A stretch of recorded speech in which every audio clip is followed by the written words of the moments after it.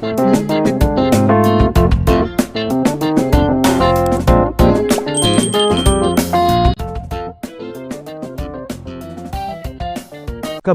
2121. Napakalaki ng aura ni James na maging si Magnus ay napaatras. Pinunasan ang bakas ng dugo sa labi niya. Dumilim ang mukha niya habang nakikita si James. Anong nangyari bigla? Paano tumaas ng husto ang kanyang aura sa napakaikling panahon? Natigilan si Magnus. Masyadong malakas ang aura ni James.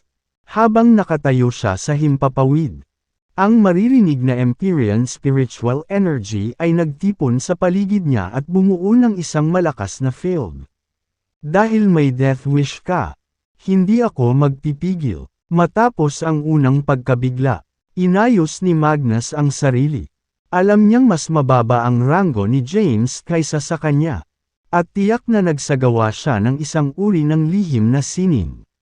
Sa kanyang pangunawa, ang mga lihim na sining na nagpapataas ng lakas ng isang tao ay hindi magtatagal. Dahil dito, ang kasalukuyang kalagayan ni James ay pansamantala. Arg! Habang umuungol, pumailang lang siya sa langit habang naglalabas ng malakas na aura. Hinugot niya ang kanyang espada, at ang malakas na sword energy ay bumulwak at tumama sa mga vital point ni James.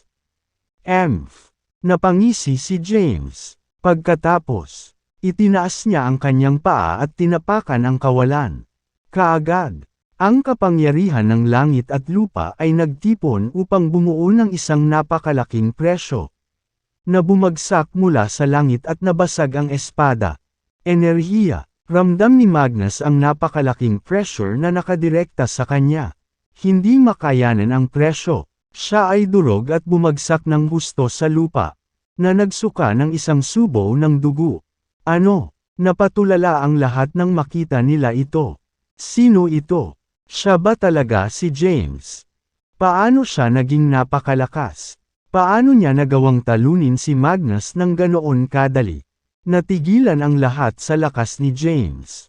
Maging si Magnus ay hindi maitago ang kanyang pagkagulat. Paano ito posible? Hindi siya makapaniwala. Habang nahihirapan siyang tumayo, sumigaw siya, "Babayaran mo ito." Ang nakakabinging dagandong ay umalangaw sa buong kabundukan, na nagwasak sa kanila sa kawalan. Ito ang kapangyarihan ng isang immortal ascension, na ang sound wave ay kayang sirain ang mga bundok. Maging si James ay pansamantalang na-disable dahil sa nakakabinging dagandong.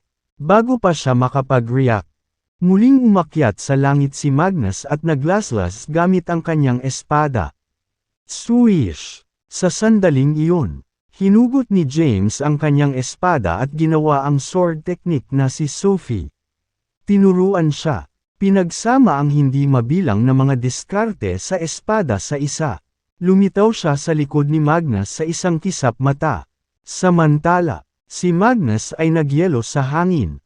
Nanlalaki ang kanyang mga mata, at ang kanyang ekspresyon ay hindi makapaniwala at pagkalito. Tumayo si James sa likuran niya, at ang primordial dragon blade na hawak niya ay dugo.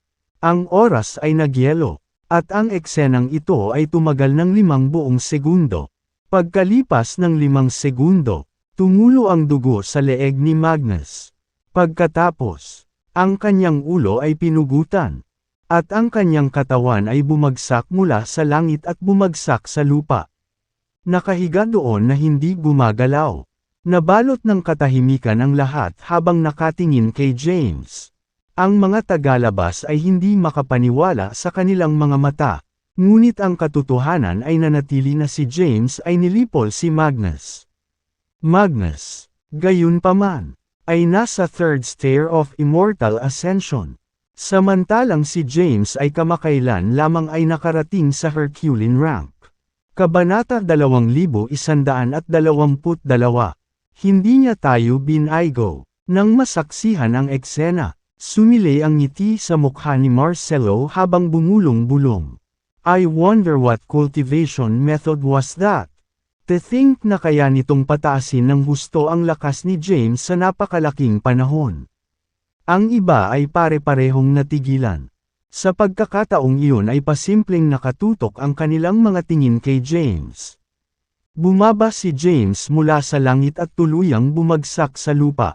Pagkatapos, ipinakalat niya ang sacrilegious ascension. At ang kanyang vertebrae na nabuo gamit ang kapangyarihan ng langit at lupa ay nawala. Habang unti-unting nawawala ang kanyang kapangyarihan, napahiga siya sa lupa na hindi gumagalaw.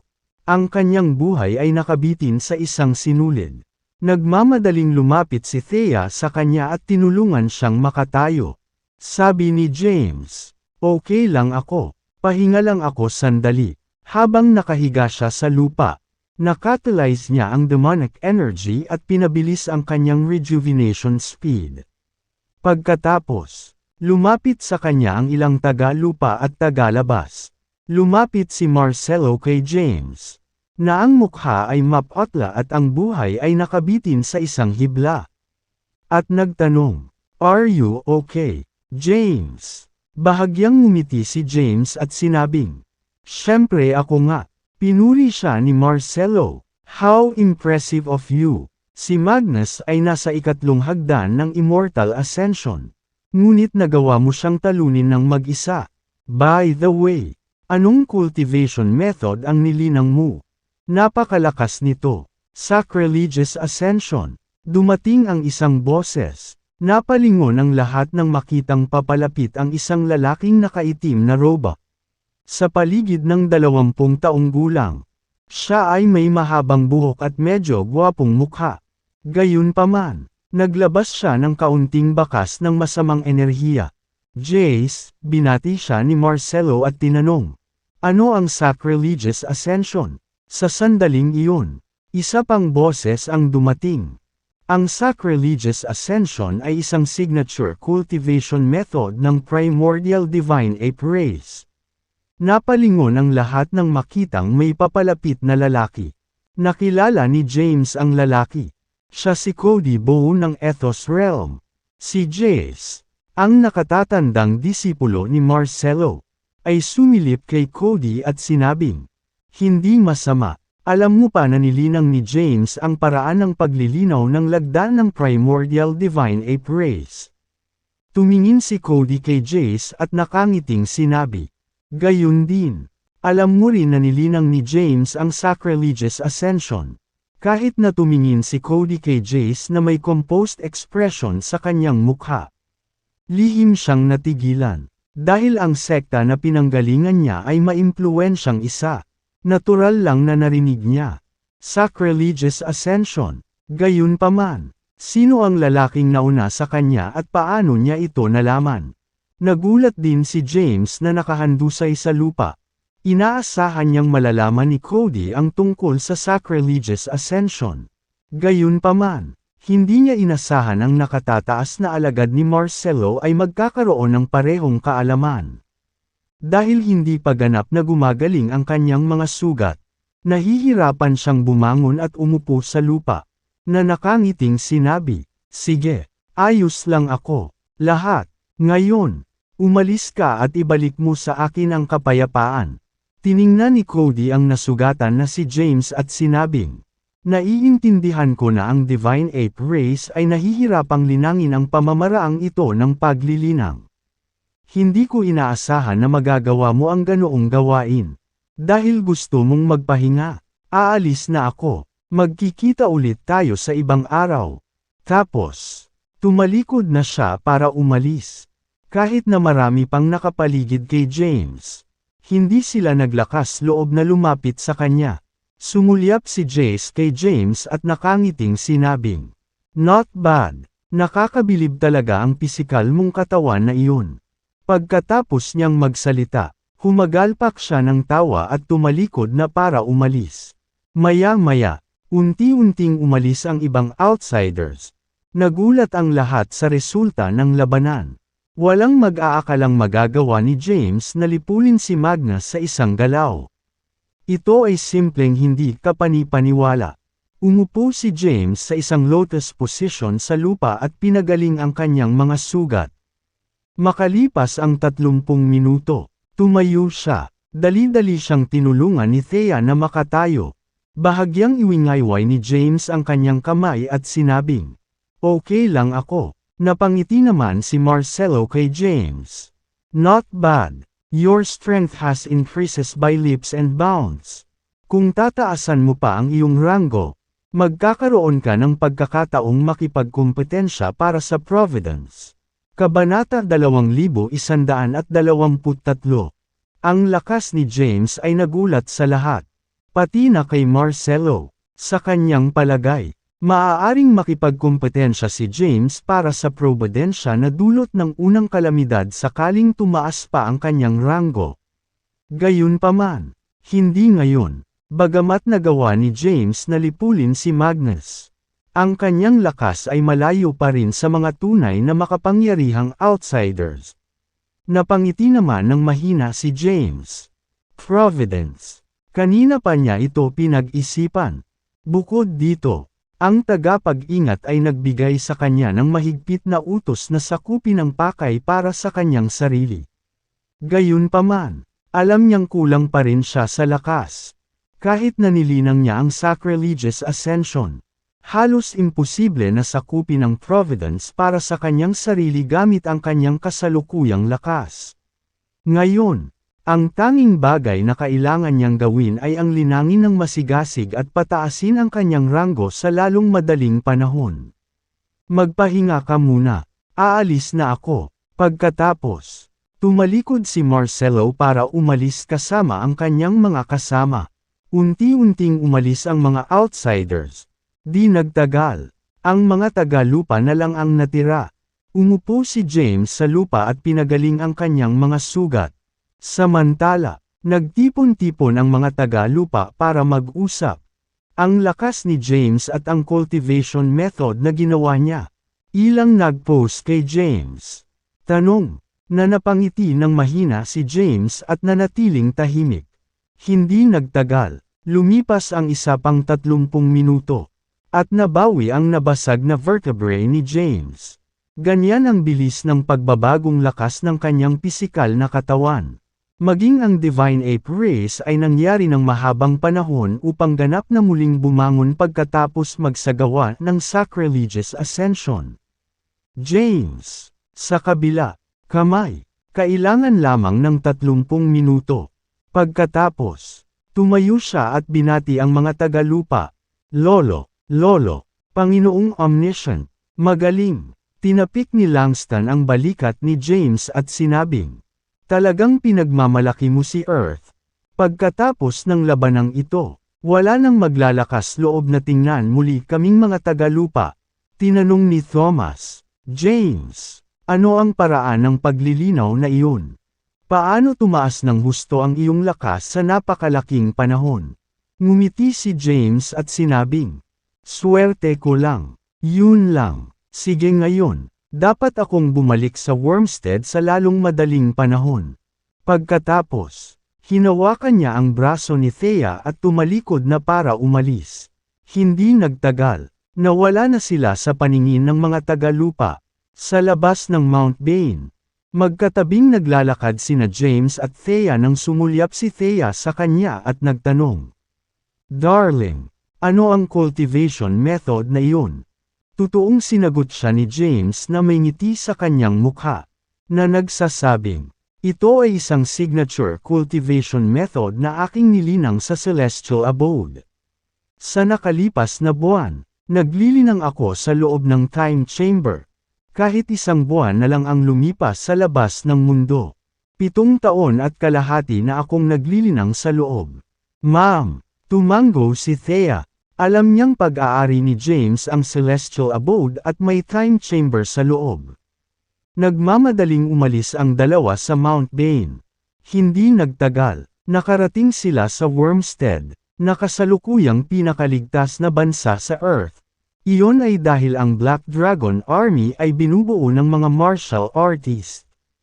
Bagamat sila ay mahina, karamihan sa kanila ay mga martial artists sa unang rango. Maaari nilang harapin ng maayos ang mga mutated na hayop sa tulong ng high-tech na armas. Kabanata 2124. sa ilalim ng proteksyon ng Black Dragon Army.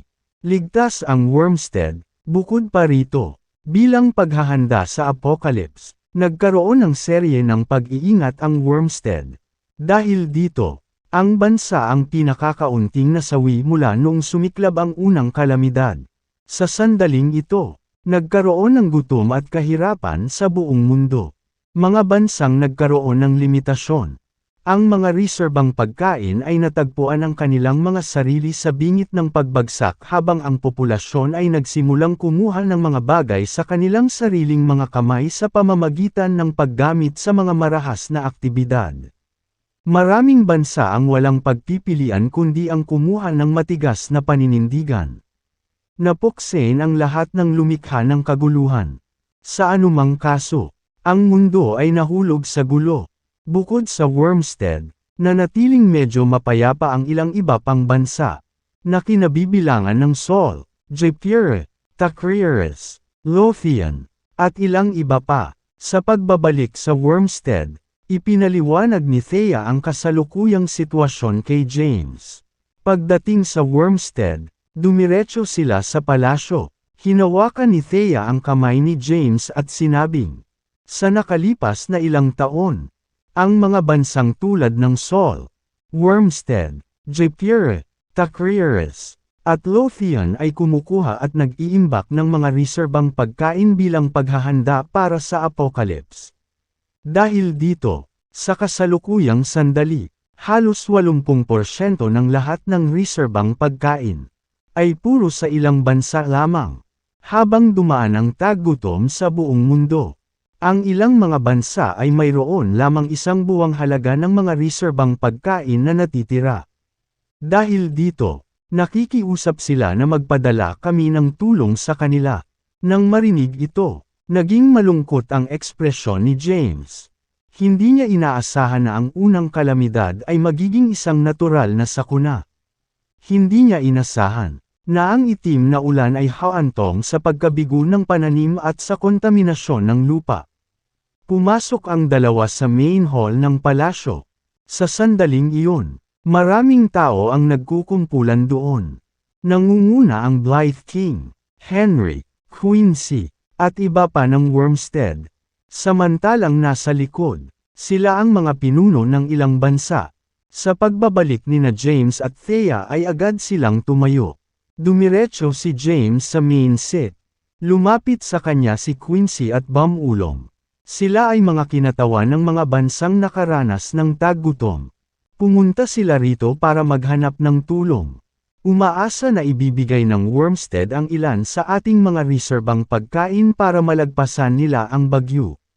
Maikling inilarawan ni Quincy ang sitwasyon sa kanya.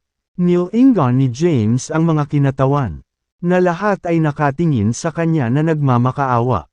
Nawala sa pagmumuni-muni si James.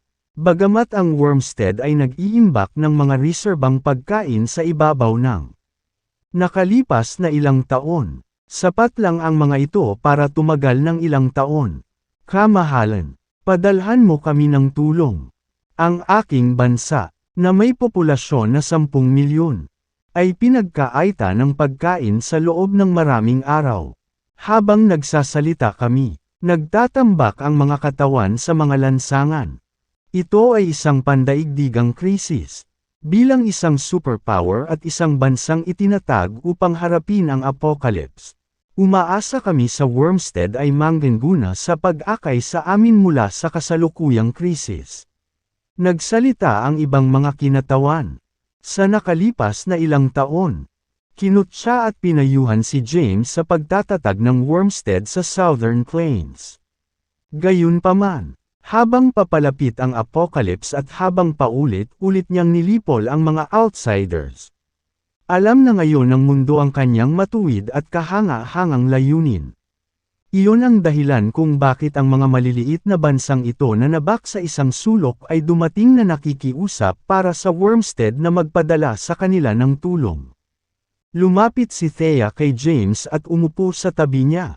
Bumulong, ngayong kontaminado na ang lupa, hindi na natin mapapalitan ang limitadong reserbang pagkain natin.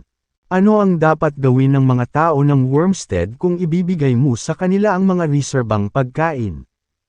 Habang ang Wormstead ay mabilis na umuunlad sa nakalipas na ilang taon. Mayroon tayong populasyon na humigit kumulang 300 milyon. Alam ko, bahagyang tumango si James at sinabing, pero hindi ako pwedeng maupo na lang. Pagkatapos, tumayo siya at sinabing, magpahinga ka muna, dahil ito ay isang pandaigdigang krisis. Tayong mga tao ay dapat magtulungan at malampasan ang pagsubok na ito. Ibibigay ko ang utos na ipadala ang ating mga reserbang pagkain sa buong mundo para mabuhay ang lahat. Salamat, kamahalan. Mabuhay ka, kamahalan. Dapat kang ipadala dito ng langit para iligtas kami. Mabuhay ka, kamahalan. Napatayo lahat ng mga kinatawan. Hindi napigilan ang kanilang damdamin. Kabanata 2125. Kumalat na parang apoy ang balita tungkol sa desisyon ni James na magpadala ng tulong sa pagkain sa buong mundo. Sa Martial Art Forum, pinaplano ni James na ibahagi ang mga reserbang pagkain ng Wormstead upang mailigtas ang ilang maliliit na bansang naghihirap. Ano ang punto? Ang mga mahihirap na ito ay mamamatay pa rin. Dapat nating itabi ang pagkain para sa ating sarili. Oo, ano ang punto? Walang sino man ang maaaring magtagal sa apocalypse na ito. Maraming napag-usapan.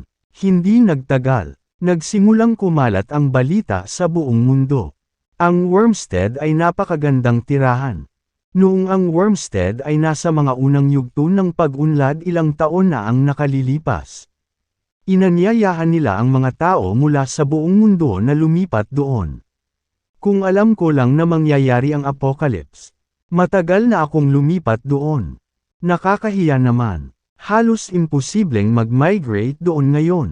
Dahil ang Wormstead na ngayon ang pinakaligtas na bansa sa Earth. Maraming tao ang nagnanais na lumipat doon. Kasabay nito, marami sa mga nakatataas na opisyal ng Wormstead ang nagtipon sa Wormstead Palace. Nag-aalalang sabi ni Quincy, hindi na ito matutuloy. Sa pamamagitan ng pagbabahagi ng aming pagkain, naubos namin ang 1/4 ng aming buong reserba noong kasisimula pa lamang ng kalamidad. Ano ang dapat nating gawin ngayon? Tumingin siya kay James, nakasuot ng malungkot na ekspresyon. Dahan daw ang sinabi ni James. Dapat ito ay malapit na sa oras ng pag-aani sa Earth. Gayunpaman, dahil ang lupa ay kontaminado na. Ang mga pananim ay nabigo. Dapat nating iyan ang ating mga pananaw. Sa Sealed Realms. Nang marinig ito, tumingin si Thea kay James at nagtanong. Anong ibig mong sabihin? Darling, pwede ito ay, Ma'am. Tumango si James at sinabing, sa ngayon, mayroon tayong dalawang paraan para malutas ang problema. Una, pinapabilis natin ang pag-unlad ng ating paglilinang sa lupa at ginagawang magsasaka ang bawat tao sa lupa. Gumagamit ang isang cultivator ng Empyrean spiritual energy para maglagay muli ng enerhiya. Kaya hindi nila kailangan ng maraming pagkain. Dalawa, kailangan nating humanap ng paraan para makakuha ng mas maraming pagkain at sikaping gawing magsasaka ang bawat tao sa loob ng 10 taon. Gayunpaman, ang aming mga reserbang pagkain ay hindi makakapagpapanatili sa amin sa mahabang panahon. Ang tanging pagpipilian lang namin ay ang magtungo sa Sealed Realms at maghanap ng pagkain. May suot na solemna na ekspresyon. Sinabi ni Thea. Ngunit ang mga magsasaka lamang mula sa Sealed Realms ang pumupunta sa Earth. Hindi ang kabaligtaran. May kilala akong maaaring maghatid sa akin sa Sealed Realms. Sabi ni James. Sumagi sa isip ko si Marcelo ng Demon Race. Bagaman hindi niya kilala kung sino si Marcelo. Halos nahulaan ni James na siya ay isang individual na may mataas na katayuan. Dahil dito, tiyak na madadala siya sa Sealed Realms. Ito ay naayos na. Kung gayon, tumayo si James at tumingin kay Thea. Sinabing, Thea, Dapat manatili ka sa Wormstead at bantayan ang lugar na ito. Pupunta ako sa Mount Bane para hanapin si Marcelo at hilingin sa kanya na dalhin ako sa Sealed Realms. Gagawa ako ng paraan para makakuha ng sapat na pagkain para sa lahat sa Earth at malalampasan ang kasalukuyang krisis. Dahil mayroon siyang celestial abode, kaya niyang ibalik ang maraming pagkain kung kinakailangan. Nag-aalalang sinabi ni Thea, "Mag-ingat ka ha. Huwag kang mag-alala. Gagawin ko." Tumango siya. Pagkatapos magpaalam, tumalikod si James para umalis papunta sa Mount Bane. Maya-maya, nakarating na siya sa kanyang destinasyon. Bago siya lumapit sa Mount Bane, nakasalubong niya ang isang pamilyar na mukha. Isang binata ang nakaupo sa isang lotus position sa bato. Siya si Callan Maverick. "Oy, Callan!" Lumapit sa kanya si James at binati. Si Callan, nakaupo sa isang lotus position sa lupa, ay nagmulat ng kanyang mga mata, nang makita niya si James. Tuwang-tuwa siyang ngumiti at sinabing, "James, akala ko bumalik ka na sa Wormstead. Bakit ka bumalik sa Mount Bane?" Tumingin sa kanya si James at sinabing, "Nababalot ka ng spiritual energy kapag naglilinang. Sa palagay ko ay natagpuan mo na ang iyong paraan ng paglilinaw." "Oo," napabuntong hininga si Callan at sinabing, "Maraming taon na. Sa wakas, nakahanap na rin ako ng sarili kong landas. Naalala ko noon na isa ka lang palaboy sa paningin ko. Gayunpaman, sa loob lamang ng ilang taon, nagawa mong maging napakalakas, habang ako ay nanatiling walang tigil. Sa wakas, nakahanap ako ng sarili kong landas at tumawid sa ika-9 na ranggo." Nakangiting sabi ni James, "Napakaganda at nakatawid ka sa ika-9 na ranggo. Tandaan, isang hakbang sa isang pagkakataon. Bagamat nagbago ang kapaligiran, marami itong para sa mga martial artist at cultivator sa kabuuan. At least marami na tayong Empyrean spiritual energy ngayon. Ang natural na sakuna ay nagpapabilis sa proseso ng ebolusyon ng mga tao. Dahil ang mahina ay itinapon, ang malalawak lamang ang natitira. Kahit na ang kapaligiran ay pag-alit sa mga ordinaryong tao. Ito ay isang blessing in disguise para sa mga martial artist at cultivator." "Nga pala, bakit ka pumunta sa Mount Bane?" Tumingin si Callan kay James at nagtanong. Umupo si James sa isang bato at inabot sa kanya ang isang sigarilyo habang isinasalaysay ang sunod-sunod na mga pangyayaring naganap. Napabuntong hininga si Callan. "Ikaw ay talagang isang pagpapala sa Earth." Ngumiti si James at sinabing, "Sige, hindi na kita guguluhin pa. Pupunta ako kaagad sa Bane City."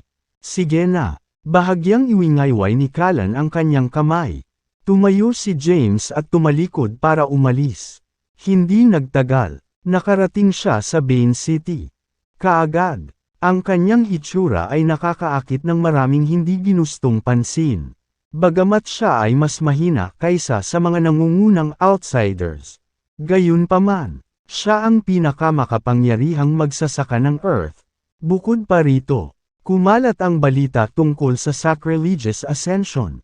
Dahil ito ay isang nakakatakot na paraan ng paglilinaw. Natural siyang nakakuha ng maraming atensyon. Pagpasok niya sa lungsod, maraming outsiders sa may tarangkahan ang walang kamalay-malay na tumabi. Ang ilan, gayunpaman, ay lumapit sa kanya, bilang mga subordinate ng top-notch outsiders. Ang kanilang mga amo ay naintriga kay James at gustong makipagkita sa kanya ng personal. Sa normal na mga pangyayari, handa sana si James na makipagkilala sa mga outsiders. Gayunpaman, dahil siya ay isang tao sa isang misyon, tinanggap niya ang kanilang mga alok.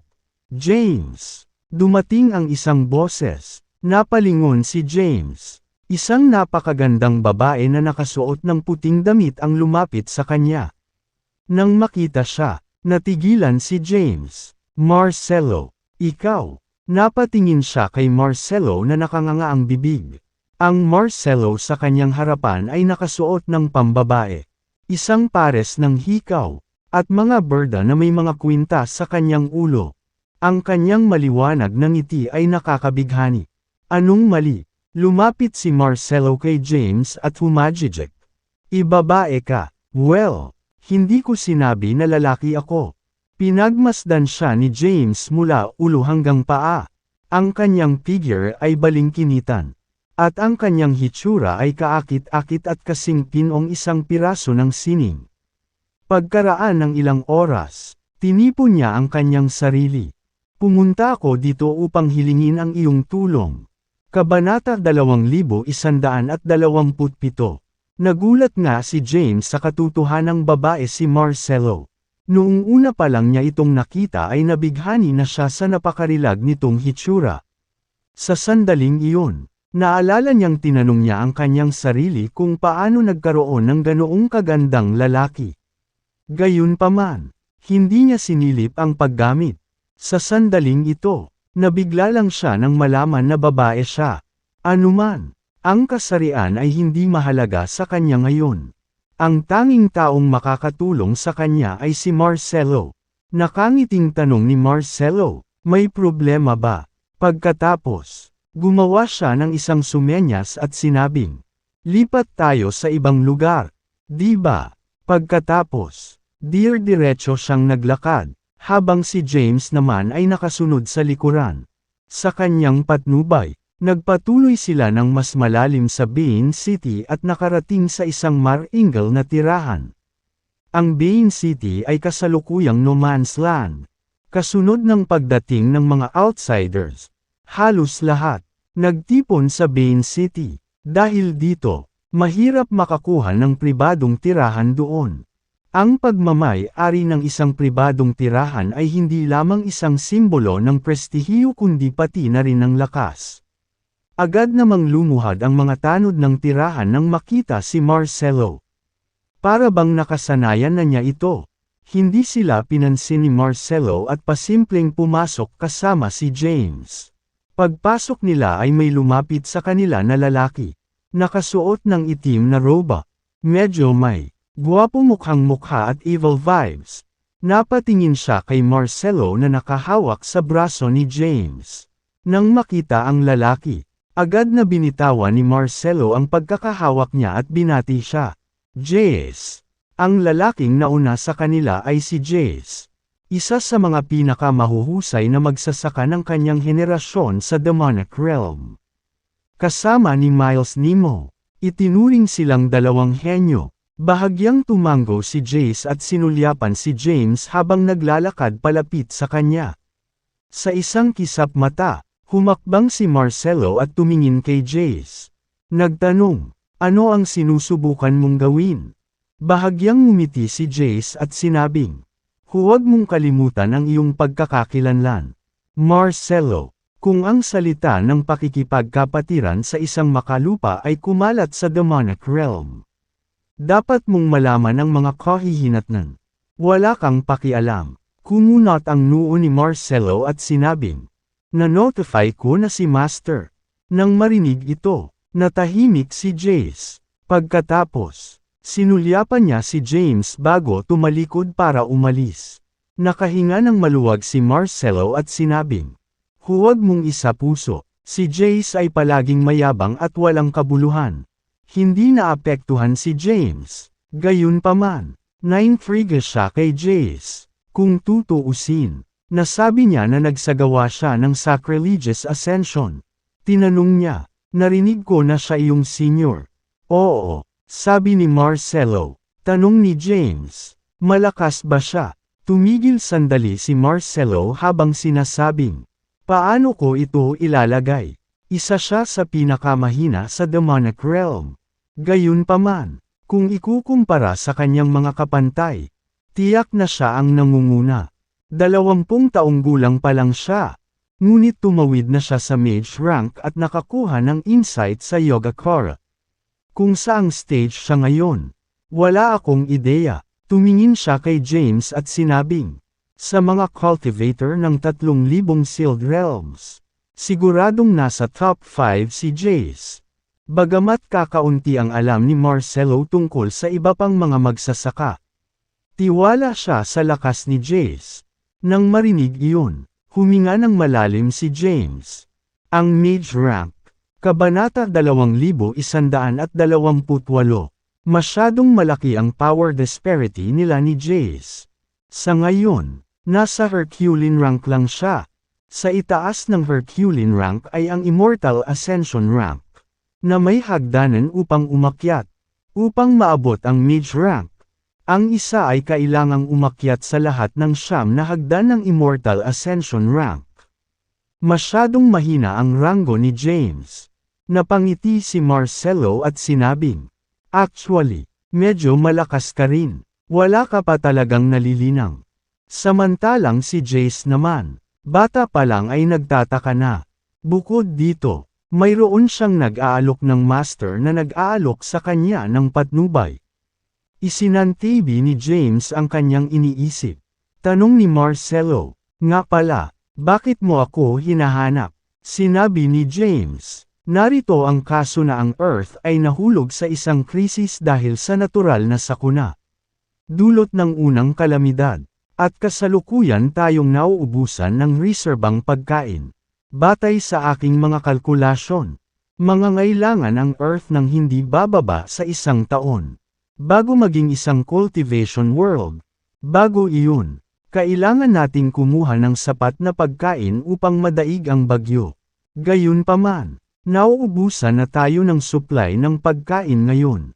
Pumunta ako dito ngayon para hilingin ang iyong tulong sa pagpapadala sa akin sa Sealed Realms. Plano kong magtungo doon at kumuha ng pagkain para matulungan ang aking mga tao na malalampasan ang pagsubok." Nakinig ng mabuti si Marcelo. Nang marinig niya ito, kumunat ang noo niya. Ang selyo ay hindi pa nailalabas. Kaya medyo mahirap para sa iyo na magtungo sa Sealed Realms.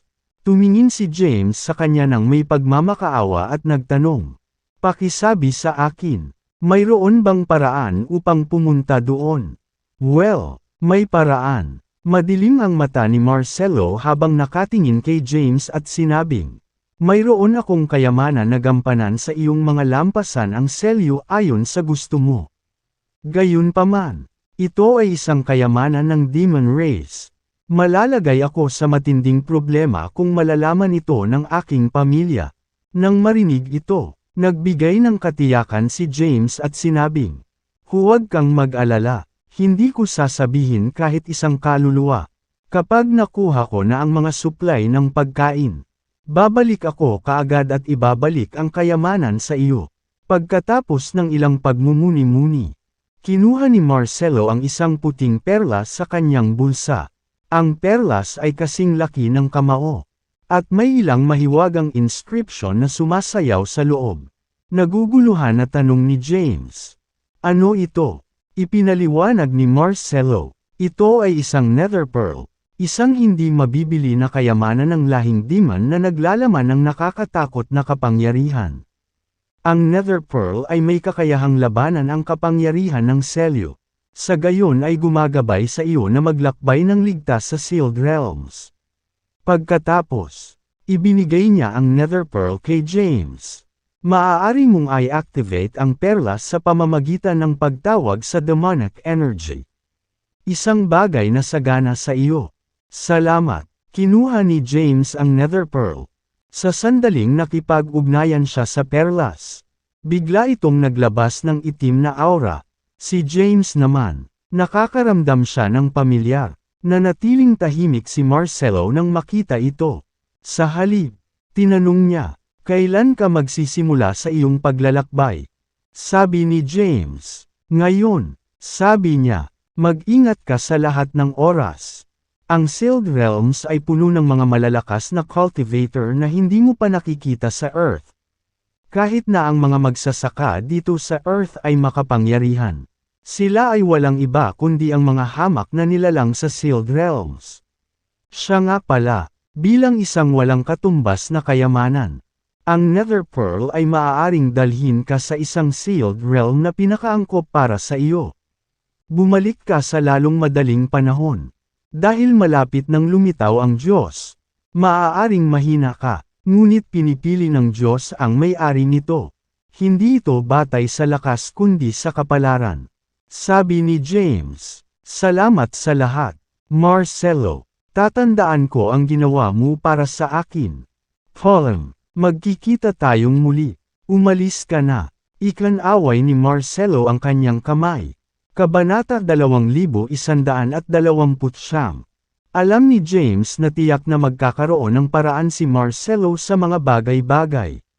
At tama siya. Matapos matanggap ang walang katumbas na nether pearl ng demonic race, umalis siya sa Bane City. Ngayon, kailangan niyang magtungo kaagad sa Sealed Realms at kumuha ng sapat na supply ng pagkain para mabuhay ang mga tao sa Earth.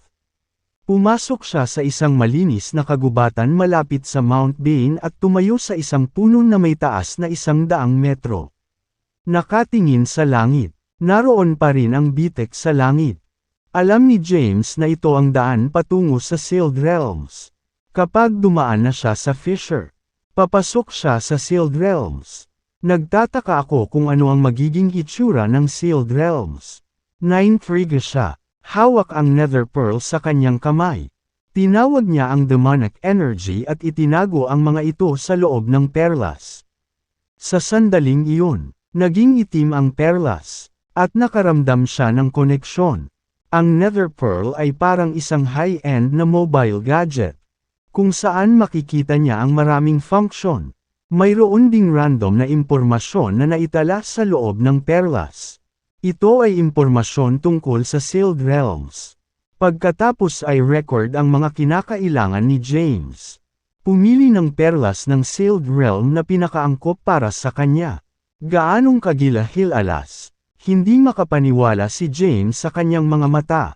Gayunpaman, dahil nakakita siya ng mga hindi kapani-paniwalang bagay tulad ng Celestial Abode. Ang mga gawain ng Nether Pearl ay nagulat lamang sa kanya. Matapos suriing mabuti ang impormasyong ibinigay sa kanya ng perlas, pinili ni James ang isang daigdig na tinatawag na lupain ng Tabal. Maikling ipinakilala ng Nether Pearl ang lupain ng Tabal, na isa sa 3,000 nakatatak na kaharian. Ang lupain ng Tabal ay nasa ibabang baitang ng hierarchy.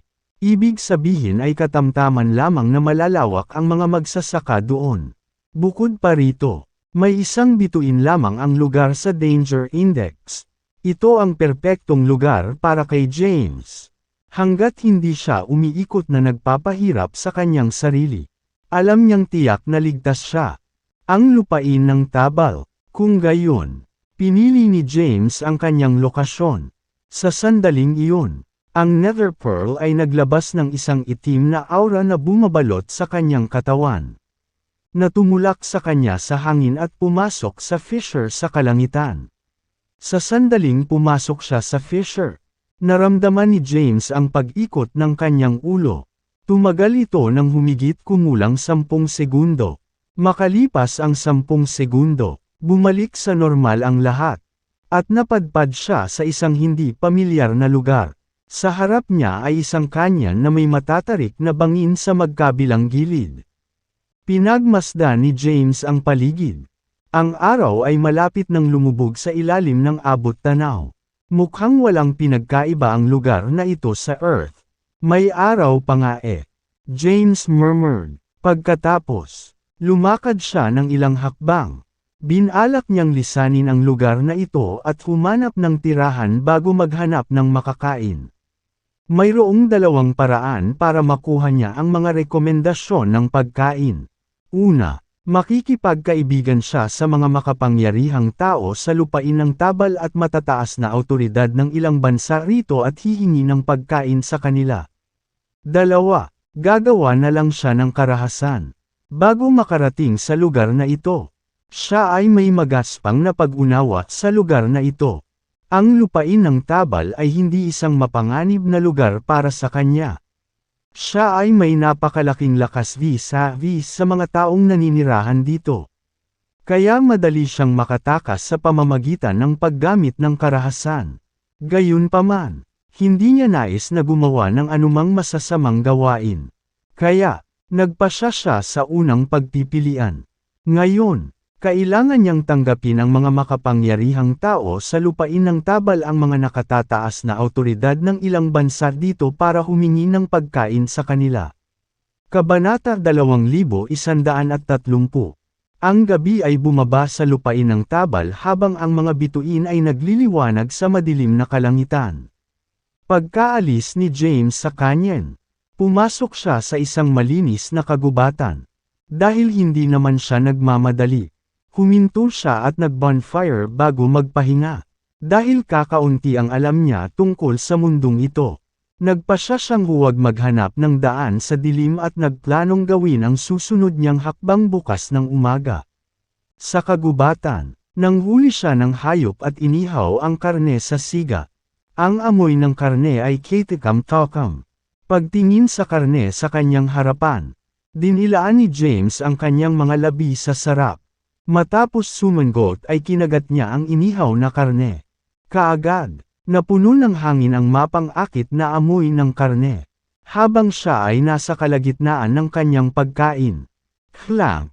Dinig na dinig sa di kalayuan ang tunog ng labanan. Pagkatapos, narinig niya ang ingay ng nagmamadaling yabag. Kaagad, nakumunat ang kanyang mga kilay. Lumitaw si James sa isang puno sa isang kisap mata at iniskan ang kanyang paligid. Pagkatapos, nakita niya ang isang matinding labanan na nagaganap sa di kalayuan. Ang ilang lalaking nakasuot ng itim na damit at nakasuot ng itim na maskara ay nakikipaglaban sa isang grupo ng mga mandirigmang nakasuot ng sandata. Matindi ang labanan. Ang mga mandirigmang nakasuot ng sandata na unti-unting nawawalan ng lakas ay pinapatay. Mayroon ding isang babaeng nakasuot ng puting damit sa mga mandirigmang nakasuot ng sandata. Hawak ang isang espada at naglalabas ng sword energy. Patuloy niyang nilalas ang mga paparating na kalaban. Gayunpaman, kahit na siya ay malakas, ang mga kalaban ay may higit na mataas na bilang. Dahil dito, siya ay nagtamo ng mga pinsala, at ang kanyang damit ay nabahiran ng dugo.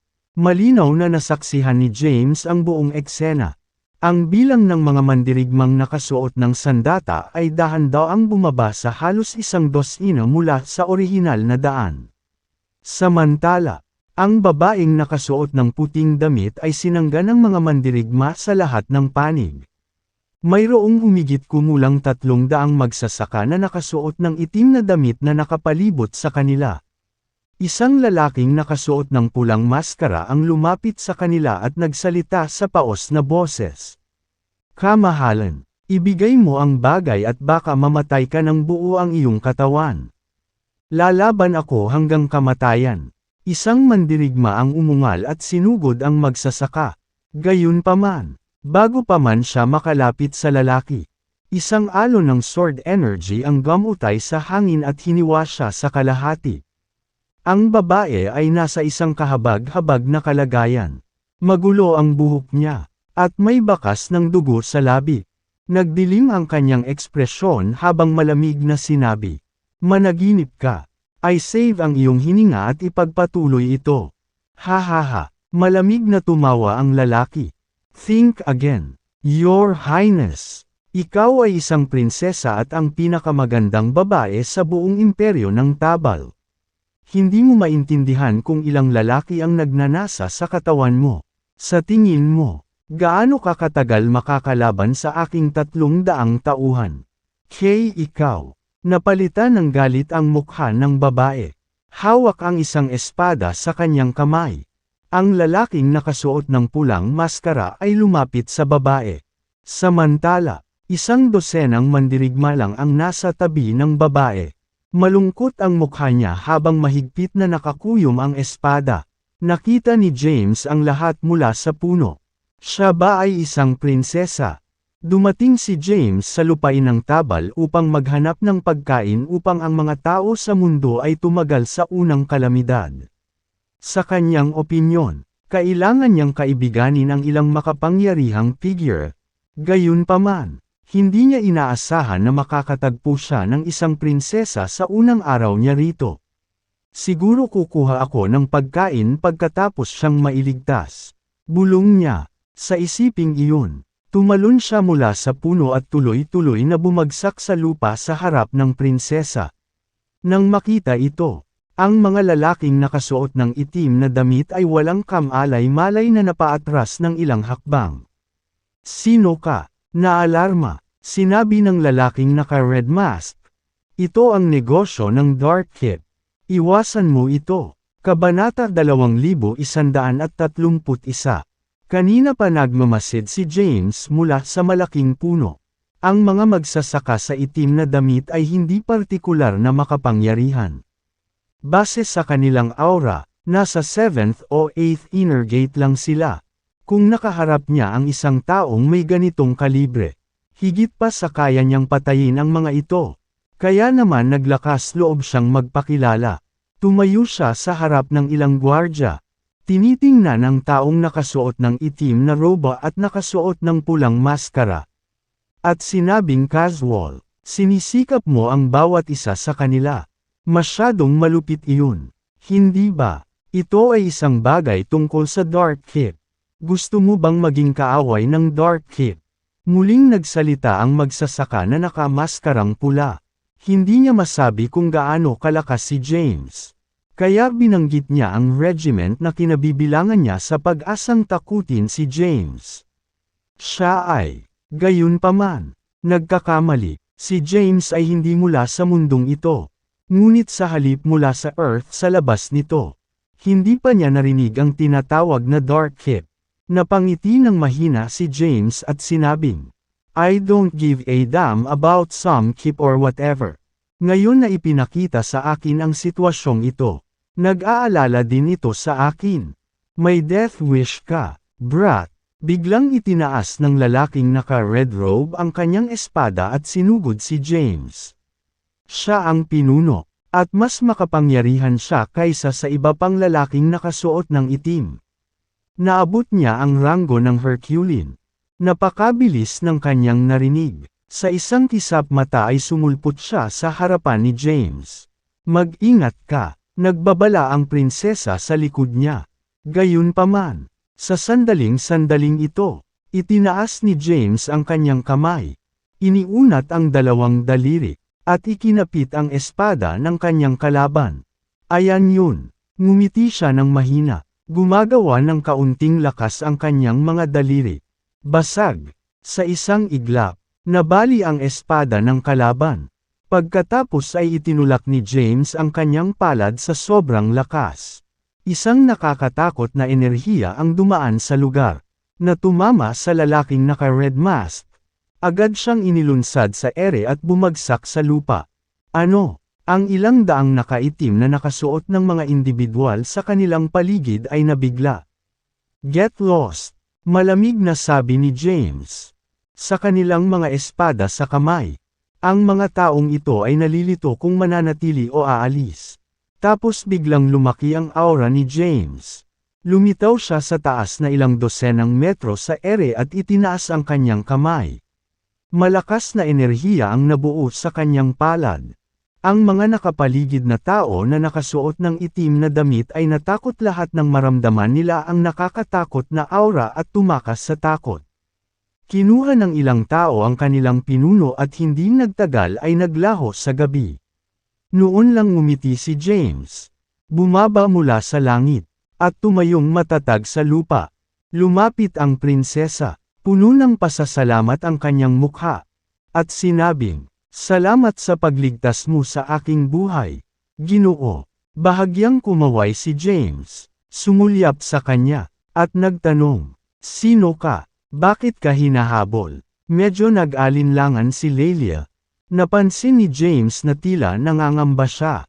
Ngumiti siya at sinabing, "Wala akong sinasadyang masama." Bakas sa magandang mukha ni Lelia ang pagod.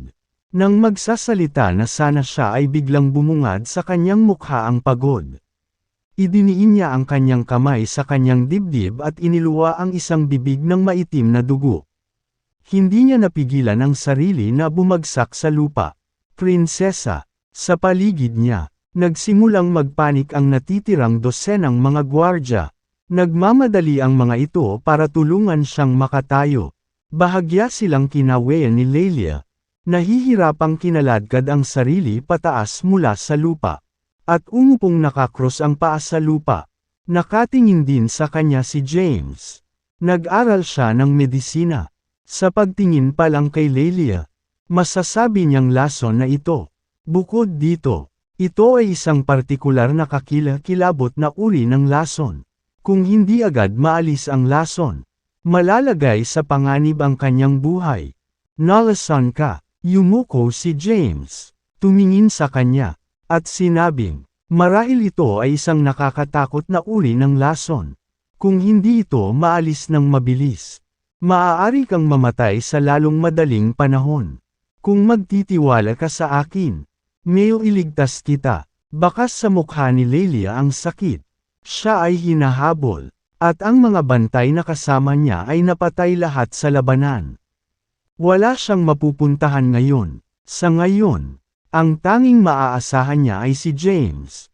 Isang estranghero sa kanya. Marahan siyang tumango. Matapos makuha ang kanyang pahintulot, hinawakan ni James ang kanyang kamay at inilagay ang kanyang kamay sa paligid ng kanyang palso. Pagkatapos ay ngumiti siya at sinabing, medyo simple lang na alisin ang lason. Kakaiba ang katawan ni James.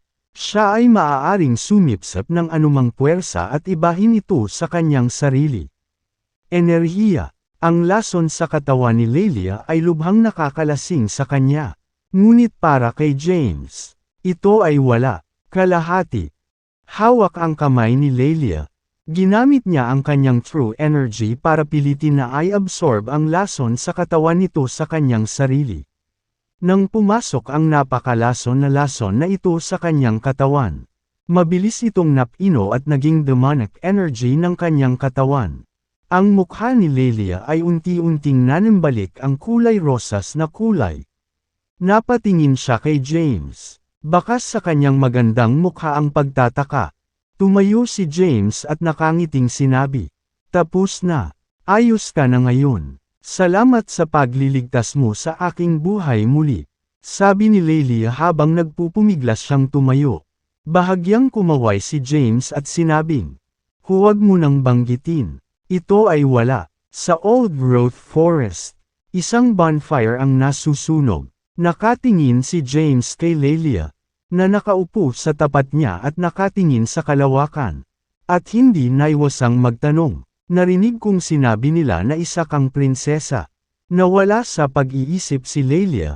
Tumango siya at sinabing, oo, isa akong prinsesa ng Tabal Empire. Lelia Targuin ang pangalan ko. Walang alam si James sa mundong ito. Tinanong niya, makapangyarihan ba ang imperyo ng Tabal? Ha! Natigilan si Lelia, hindi niya maintindihan kung bakit ito itatanong ni James. Matapos itong pag-isipan, sumagot pa rin siya sa kanya. Ang imperyo ng Tabal ay ang pinakamakapangyarihang soberanya sa Seliadu na kaharian na ito. Ito ay nasa loob ng maraming edad. Sa kasalukuyan, ang ating imperyo ay may 10 bilyong tao at mahigit 100 milyong tropa. Ito ay hindi may kakaila na isang hegemon ng mundong ito.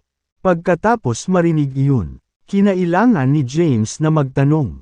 Kung ikaw ang prinsesa ng pinakamakapangyarihang soberanya, kung bakit ka hinahabol? Well, bumantong hininga si Lelia at sinabing, nagsimula ang lahat ng hamina ang selyo at ang kayamanan na ipinasa sa aking pamilya ay nagpakita ng isang pangitain. Nakuha niya ang atensyon ng Dark Keep. Ang mga nagsasaka ng Dark Keep ay lumitaw sa aking bansa at hiniling sa aking ama na ibigay ang kayamanan ng aking pamilya. Sa ayos ng aking ama, tahimik akong umalis sa kabisera dala ang kayamanan. Gayunpaman, may isang tax sale sa aming pamilya, at ang aking ruta ng pagtakas ay nalik. Ako ay hinabol sa buong daan, at ang mga gwardya na kasama ko ay halos lahat ay napatay sa labanan. Napukaw ang interes ni James. Anong klaseng kayamanan yan? Interesado siyang malaman kung ano talaga ang kayamanan. Talagang may koneksyon ito sa selyo. At nagsimula lang itong kumilos ng kakaiba pagkatapos hamina ang selyo.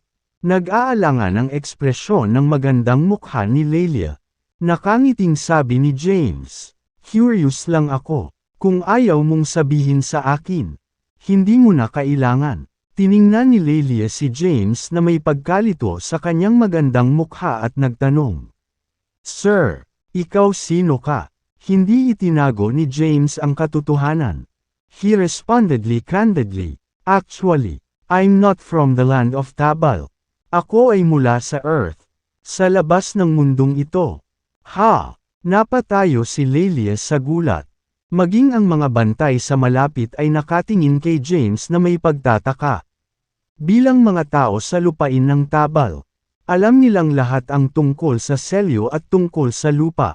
Alam nilang lahat na kapag nasira ang selyo, ang 3,000 sealed realms ay magsasama-sama sa Earth upang bumuo ng isang bagong mundo. Ang isang pagbubukas ng selyo ay lumitaw din sa kalangitan. Kasunod ng paglitaw ng unang kalamidad sa lupa. Medyo madali pa ring tumawid sa gateway at makarating sa Earth. Higit pa rito, ilang mga magsasaka mula sa lupain ng Tabal ay pumasok sa daigdig sa pamamagitan ng portal upang makipagkumpetensya para sa Diyos. Mas madaling dumaan doon. Gayunpaman, ang pagpunta dito mula sa Earth ay mas mahirap. Kaya naman natigilan si Lelia sa pahayag ni James. Napabuntong hininga rin si James at sinabing, tao ako sa Earth. Dumating ako sa lupain ng Tabal dahil nagkaroon ng natural na sakuna sa mundo. May taggutom. Pumunta ako dito para maghanap ng mas maraming pagkain. Kabanata 2133. Ipinaliwanag ni James kung bakit siya pumunta dito. Alam niyang ang magandang babaeng ito sa harapan niya ay ang prinsesa ng pinakamakapangyarihang bansa sa lupaing ito. Kung maaari siyang humingi ng tulong sa prinsesa, magkakaroon siya ng magandang pagkakataon na makakuha ng pagkain. Nang malaman ni Lelia ang motibasyon ni James sa pagpunta sa lupain ng Tabal, medyo natigilan siya. Ganyan ba talaga kalala ang sitwasyon sa labas ng mundo kung kaya't ang mga tao ay talagang nag-aalala tungkol sa pagkain? Binigyan niya ng kakaibang tingin si James. Walang ideya si James kung bakit kakaiba ang tingin ni Lelia sa kanya. Hinawakan niya ang kanyang ilong at nagtanong, bakit ka ganyan makatingin sa akin? Nagtanong si Lelia. Napakahirap ba ng mundo sa labas kaya kailangan mo pang mag-alala tungkol sa pagkain? Walang kaalaman si James sa sitwasyon sa lupain ng Tabal. Wala rin siyang ideya kung paano gumagana ang mundong ito. Nagbigay siya ng pangkalahatang ideya ng sitwasyon sa Earth. Matapos siyang pakinggan ay naunawaan ni Lelia. Nakita ko, kaya ang Earth ay hindi gaanong maunlad kaysa sa Land of Tabal. Sa aking pagkaunawa, ang Land of Tabal standing sa sealed realms ay medyo mababa na. Lumilitaw na ang daigdig ay mas nahuhuli sa lupain ng Tabal. May nagsusumamong ekspresyon sa kanyang mukha. Nagtanong si James, maaari mo ba akong tulungan? Mukhang problemado ang magandang mukha ni Lelia. Gustong-gusto kitang tulungan, ngunit may krisis sa aking bansa ngayon. Pinaalis ako ng aking ama dala ang kayamanan. Hindi ko pa alam kung paano ang mga bagay sa kabisera. Ang Dark Keep ay ang pinaka-nakakatakot na puwersa sa mundong ito. Maging ang maharlikang pamilya ni Tabal ay walang kap-ares sa kanila.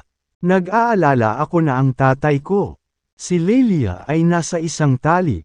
Kahit na gusto niyang tulungan si James, nahihirapan siyang harapin ang sarili niyang mga problema ngayon.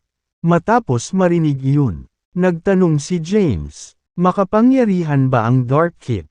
Paano ko ilalagay ito? Nag-isip sandali si Lelia at sinabing, ang Master ng Dark Keep ay isa sa pinakamakapangyarihang individual sa lupain ng Tabal. Kung hindi pa namatay ang matanda sa pamilya ko, malamang na makakalaban nila siya. Gayunpaman, namatay na sila 30 taon na ang nakalilipas. Sa kasalukuyan, walang sinumang magsasaka sa aking pamilya ang makakalaban sa Master of the Dark Keep. Sabihin mo lang sa akin kung anong rango ang cultivation base ng Master of the Dark Keep. Alam ni James na kung gusto niyang magkaroon ng sapat na pagkain. Wala siyang ibang pagpipilian kundi tulungan ang Tabal Empire na malalampasan ang mahirap na panahon na ito. Sila ay isa ng Immortal Ascension. Si Lelia ay may theme time na ekspresyon. Hinangad niyang maging ganoong rango. Ang tanging maaasahan niya ay ang Master of the Dark Keep ay hindi kabilang sa mga naglakbay sa kabisera. Kung hindi, ang pamilya Thargwyn ay mapapahamak.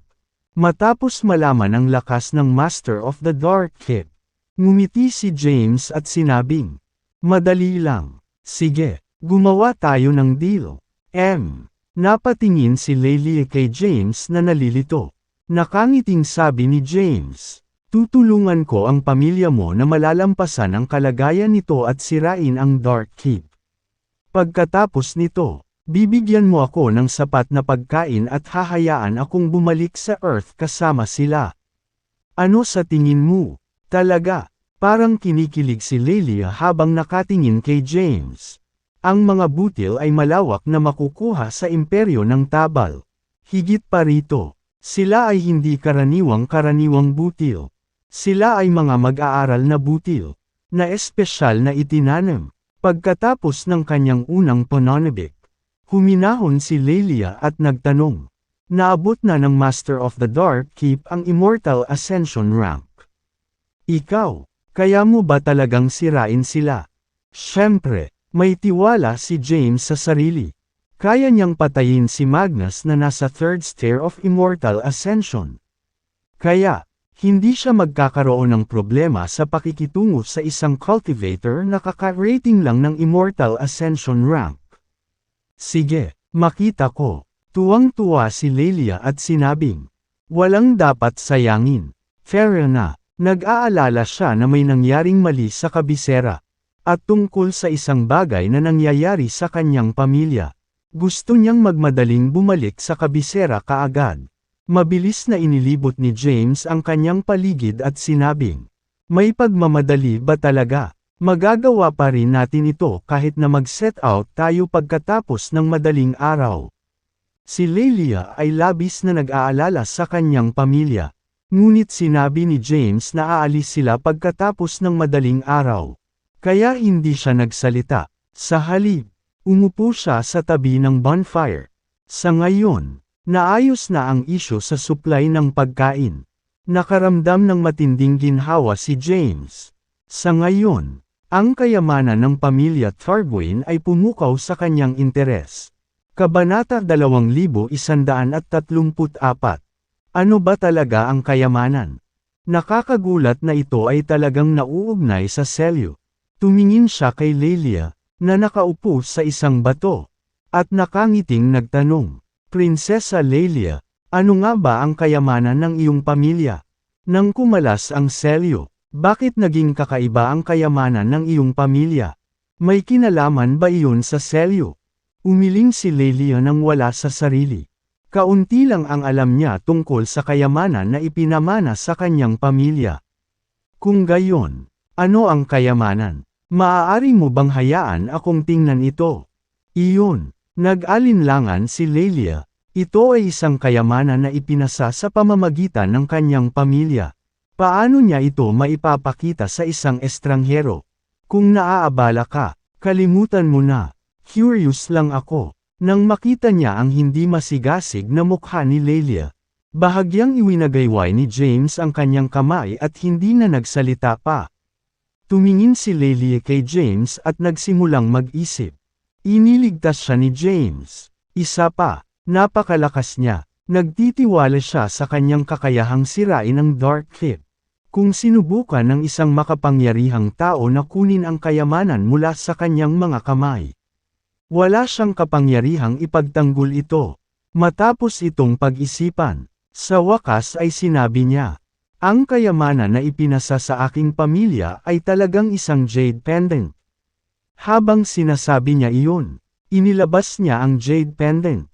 Ibinigay niya ito kay James at sinabing, "Ito na, Curious na kinuha ito ni James at sinimulang suriin ito sa kanyang mga kamay. Hindi masyadong malaki ang jade pendant. Bilog ito at pula ng dugo. Bahagya itong uminit sa mga kamay ni James. Ilang beses niya itong binaligtad para siyasatin. Ngunit wala siyang nakitang kakaiba dito. Ayan yun. Naguguluhan na tanong ni James. Nakuha ng jade pendant na ito ang atensyon ng Dark Keep. Ma'am, tumango si Lelia at sinabing. Dahil ang selyo ay nagpakita ng mga palatandaan ng panghihina. Ang jade pendant ay nagsimulang magpakita ng mga pangitain. Anong uri ng mga pangitain? Tanong ni James. Tumugon si Lelia, noon. Isang pulang-pula na liwanag ang nagmula sa jade pendant at bumaril sa kalangitan. Na nagpapakita ng mga pangitain. May mga eksena ng hindi mabilang na mga magsasaka na nagpapatayan. At umaagos ang dugo na parang ilog. Sa huli, lahat ng mga taong ito ay namatay sa labanan. Inilibing sila sa tigang na lupain. Naging mga bantan ng mga libingan. Maikling inilarawan ni Lelia ang mga pangitain na ipinakita ng jade pendant. Gayunpaman, hindi siya sigurado kung bakit inilalantad ng jade pendant ang mga pangitaing ito. Hindi siya sigurado kung bakit inilalantad ng jade pendant ang mga pangitaing ito. Kahit ang mga magsasaka sa kanyang pamilya ay walang ideya. Dahil ang jade pendant na ito ay naipasa sa loob ng maraming taon. Ang mga detalye tungkol dito ay nawala sa kasaysayan. Nalaman lamang ng kanyang pamilya na ang jade pendant na ito ay may natatanging kasaysayan at naipasa na mula noong unang panahon. Ito ang burial jade. Sa sandaling ito, isang boses ang umalangaw sa ulo ni James. Sa sandaling lumitaw ang tinig.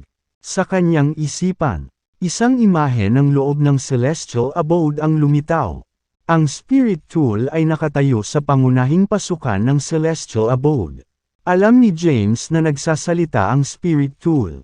Agad siyang nakipag-ugnayan sa spirit tool na nasa loob ng celestial abode at nagtanong sa kanyang puso. Ano ang burial jade? Sinabi ng spirit tool. Noong sinaunang panahon kapag ang buong mundo ay nasa digmaan, mayroong hindi mabilang na namamatay. Maging ang mga magsasaka na nasa ranggo ng emperador ay hindi nakaligtas sa kapalaran ng kanilang pagkamatay. Pagkatapos ng labanan, inilibing ng mundo ang mga magsasaka na napatay sa labanan. Pagkatapos, mula sa kamalayan na iniwan ng hindi mabilang na mga magsasaka pagkatapos nilang pumanaw. Isang jade pendant ang ipinakita. Yun yung burial jade na hawak mo ngayon. Ang paliwanag ng spirit tool ay namangha kay James. Hindi niya alam na ang maliit na jade pendant na ito ay may kahanga-hangang backstory. Nagpatuloy ang spirit tool. Maaaring pumasok ang isang tao sa Mausoleum of Gods gamit ang jade pendant na ito. Ang sabi-sabi ay nag-iwan ng legacy ang mga Diyos sa Mausoleum of Gods. Noon, kahit si Emperor Jab-Adi ay sinubukang hanapin ang burial jade. Sa kasamaang palad, sa kabila ng paghahanap sa buong mundo, hindi niya ito mahanap. Master, antik talaga itong burial jade. Kahit sa panahon ng paghahari ni Emperor Jabari, ito ay isang bagay ng alamat. Sinasabi ng tsismis na mayroong isang malaking lihim na nakatago sa burial jade. Kabanata 2135. Ang spirit tool ng celestial abode ay minsang nagsilbi sa isang emperador. At napakaraming kaalaman niya sa maraming bagay. Kahit na sa panahon ng paghahari ni Emperor Jabari, ang burial jade ay isang bagay ng alamat. Ang spirit tool ay nagpatuloy. Ayon sa aking pagkakaunawa, ang burial jade ay dating pag-aari ng isang tao. Thargwin ang kanyang apelyido, at tinawag siyang Guardian of the Tomb. Siya ay lubhang makapangyarihan. Sa isang pagkakataon, siya ang pinakakilalang tao sa mundo. Gayunpaman, sa hindi malamang dahilan, nawala siya kasama ang pamilya Thargwin. Hindi ko akalain na makakatagpo kami ng inapo ng tagapag-alaga ng libingan sa maliit na lupain ng Tovel na ito. Hindi napigilan ng spirit tool ang kanyang sarili na umiyak. Ang mga inapo ng pinakamakapangyarihang tao sa kasaysayan ay nahulog sa napakahirap na kahirapan. Tanong ni James sa kanyang puso. Kung gayon, paano nagsasama ang Beryl Jade sa selyo ng mundo? Bakit ipinakita ng mga pangitain ang Beryl Jade nang kumalas ang selyo? Ipinaliwanag ng spirit tool. Ang Beryl Jade ay ipinakita mula sa kamalayan ng hindi mabilang na mga magsasaka pagkatapos nilang mamatay. Ang mga libingan kung saan sila inihimlay ay hinubog ng mundo mismo. Ang kasalukuyang selyo sa Earth ay nilikha din ng mundo na nagtatak sa sarili nito. Natural, may ilang koneksyon sa pagitan nila. Gayunpaman, wala akong ideya kung anong uri ng mga koneksyon ang maaaring magkaroon. Nang marinig iyon, natarante si James. Ang kasalukuyang selyo sa Earth ngayon. Hindi ba iyon kasama sa lahing demon? Hindi. Ipinaliwanag ng spirit tool. Noon, lumitaw ang demon race sa Earth dahil mayroong isang bagay na umaakit sa kanila. Gayunpaman, nang halos sakupin ng demon race ang Earth, pinili nilang umalis sa Earth. Kung bakit nila gustong umalis sa Earth, hindi ako sigurado. Gayun din, ang selyo ay hindi inilagay ng demon race. Ngunit sa pamamagitan ng mismong mundo na nagtataka. Ang alam ko lang ay tinataka ng mundo ang sarili para protektahan ang Earth. Isinasaalang-alang na sa panahon ng salungatan kasunod ng pagsalakay ng demon race sa Earth. Ang Earth ay halos ganap na nawasak. Sa palagay ko sa pagkakataong ito ay nagpasya ang Earth na isara ang sarili nito para makapagpahinga at gumaling. Ang spirit tool ay nagsiwalat ng maraming lihim. Noong nakaraan, palaging iniisip ni James na ang lahing demonyo ang responsable para sa selyo sa Earth ngayon. Hindi niya inasahan ang mundong ito ang nagtataka sa sarili. Nagpatuloy ang spirit tool. Ang 4 na susi para buksan ang selyo ay natural din na nabuo ng mundo. Sila ay hindi mabibaylang kayamanan. Gayunpaman, dahil mahina ka pa rin, hindi mo ma-activate ang kapangyarihan ng 4 na key. Higit pa rito, ang selyo ay hindi pa masira. Ang kapangyarihan ng 4 na susi ay hindi pa naipapakita. Hanggang sa masira ang selyo. Ang kapangyarihan ng 4 na susi ay hindi mahahayag. Muli, ang spirit tool ay nagbigay kay James ng ilang bagong impormasyon. Patuloy na tanong ni James. Kung gayon, ano ang silbi nitong Beryl Jade? Sinabi ng spirit tool. Narinig ko na sinabi ni Emperor Jabari na ang Beryl Jade ang susi sa libingan. Ang libingan ay likas ding nabuo ng mundo at nagtataglay ng pangwakas na lihim ng mundo. Siyempre, ang lahat ng ito ay napakalayo pa rin para sa iyo. Oh, hindi talaga maintindihan ni James ang lahat ng sinabi. Napansin ni Lelia na nakatingin sa kawalan si James habang hawak ang Beryl Jade. Ngunit hindi niya ito inistorbo. Pagkatapos makipag-usap sa spirit tool, naalis sa isip si James at ibinigay ang jade pendant na nasa kamay niya kay Lelia. Sabi niya, Princess Lelia, narito ang iyong jade pendant. Panatilihin itong ligtas. Bagamat wala akong ideya kung ano talaga ito. Malakas ang pakiramdam ko na ito ay isang kahanga-hangang kayamanan. Alam na ni James kung ano itong jade pendant. Gayunpaman, nanatili siyang tahimik. Gusto niyang magkaroon ng Beryl Jade.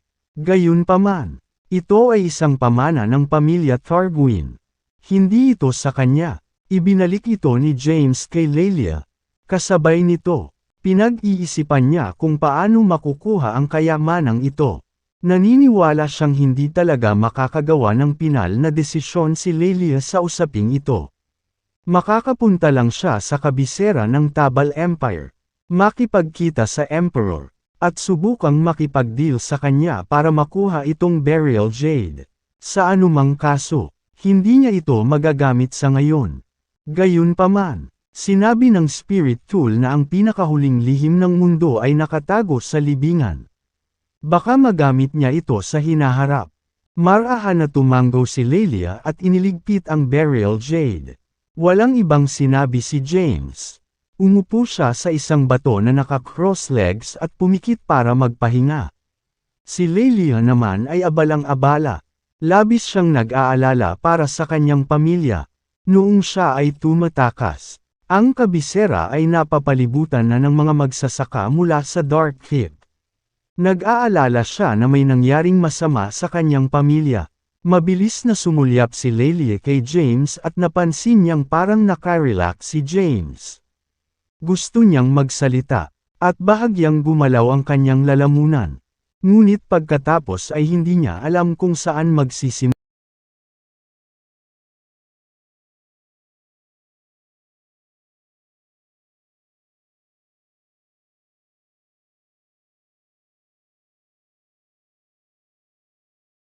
Naniniwala siyang hindi talaga makakagawa ng pinal na desisyon si Lelia sa usaping ito.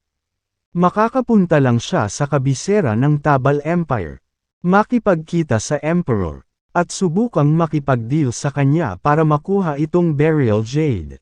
Sa anumang kaso, hindi niya ito magagamit sa ngayon. Gayunpaman, sinabi ng spirit tool na ang pinakahuling lihim ng mundo ay nakatago sa libingan. Baka magamit niya ito sa hinaharap. Marahan na tumanggo si Lelia at iniligpit ang burial jade. Walang ibang sinabi si James. Umupo siya sa isang bato na naka-cross legs at pumikit para magpahinga. Si Lelia naman ay abalang-abala. Labis siyang nag-aalala para sa kanyang pamilya. Noong siya ay tumatakas, ang kabisera ay napapalibutan na ng mga magsasaka mula sa Dark Keep. Nag-aalala siya na may nangyaring masama sa kanyang pamilya. Mabilis na sumulyap si Lelia kay James at napansin niyang parang nakarelax si James. Gusto niyang magsalita, at bahagyang gumalaw ang kanyang lalamunan. Ngunit pagkatapos ay hindi niya alam kung saan magsisimula. Iyong kamahalan. Lumapit ang isang gwardya kay Lelia at sinabi sa mahinang boses. Habang papaalis na kami sa kabisera. Ang malaking bilang ng mga magsasaka ng Dark Keep ay lumitaw sa kabisera at pinalibutan ito. 3 araw na ang lumipas mula noon. Kung hindi tayo babalik kaagad. Natatakot ako na. Alam ko pero, Lelia ay labis na balisa. Gayunpaman, hindi siya makakatulong kahit na magmadali siyang bumalik. Kabanata 2136. Sa ngayon, para mailigtas ang imperyo at ang kanyang pamilya, kailangan niyang bumalik si James kasama niya. Sir, hindi na nakayanan ni Lelia na maghintay pa at kinailangan pang magsalita. Ang boses nito ang nagpatalbog kay James mula sa kanyang iniisip. Bahagyang iminulat niya ang kanyang mga mata upang tumingin kay Lelia at tahimik na nagtanong. Ano ang problema, kamahalan? May bakas ng pagmamakaawa sa medyo awkward na mukha ni Lelia.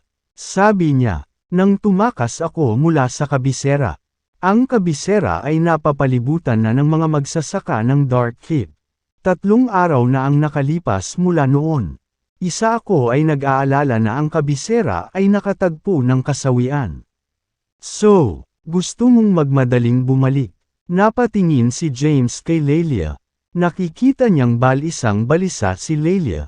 Gayunpaman, nagkukwenta rin siya. Magagamit ba niya ang pagkabalisa at pag-aalala ni Lelia para gumawa ng panibagong pakikitungo sa kanya at linlangan ito para ibigay sa kanya ang burial jade? Hindi alam ni Lelia ang kasaysayan ng burial jade. Ngunit alam niya ang tungkol dito. Ito ay isang bagay na kahit na ang lumikha ng celestial abode ay paspusang hinanap. Oo, walang pakialam sa kanyang hitsura.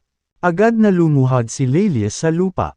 Sa pagmamakaawa sa kanyang magandang mukha. Sinabi niya, Sir, mangyaring pumunta kaagad sa kabisera ng Tabal at iligtas ang pamilya Targuin. Kung iligtas mo talaga ang pamilya ko, tiyak na gagantihan ka ng pamilya Targuin. Habang mas nag-aalala si Lelia, Mas naging walang pakialam si James. Gusto niya ang Beryl Jade. Gayunpaman, hindi siya masyadong halata tungkol dito.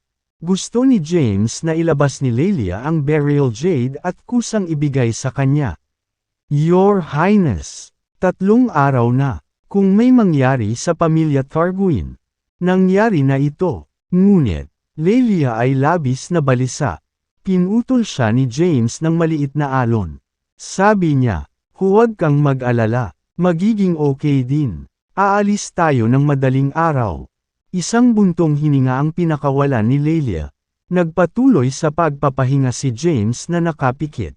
Lihim din siyang nadismaya. Bakit hindi ibinigay ni Lelia sa kanya ang Beryl Jade at nagmakaawa sa kanya na umalis kaagad?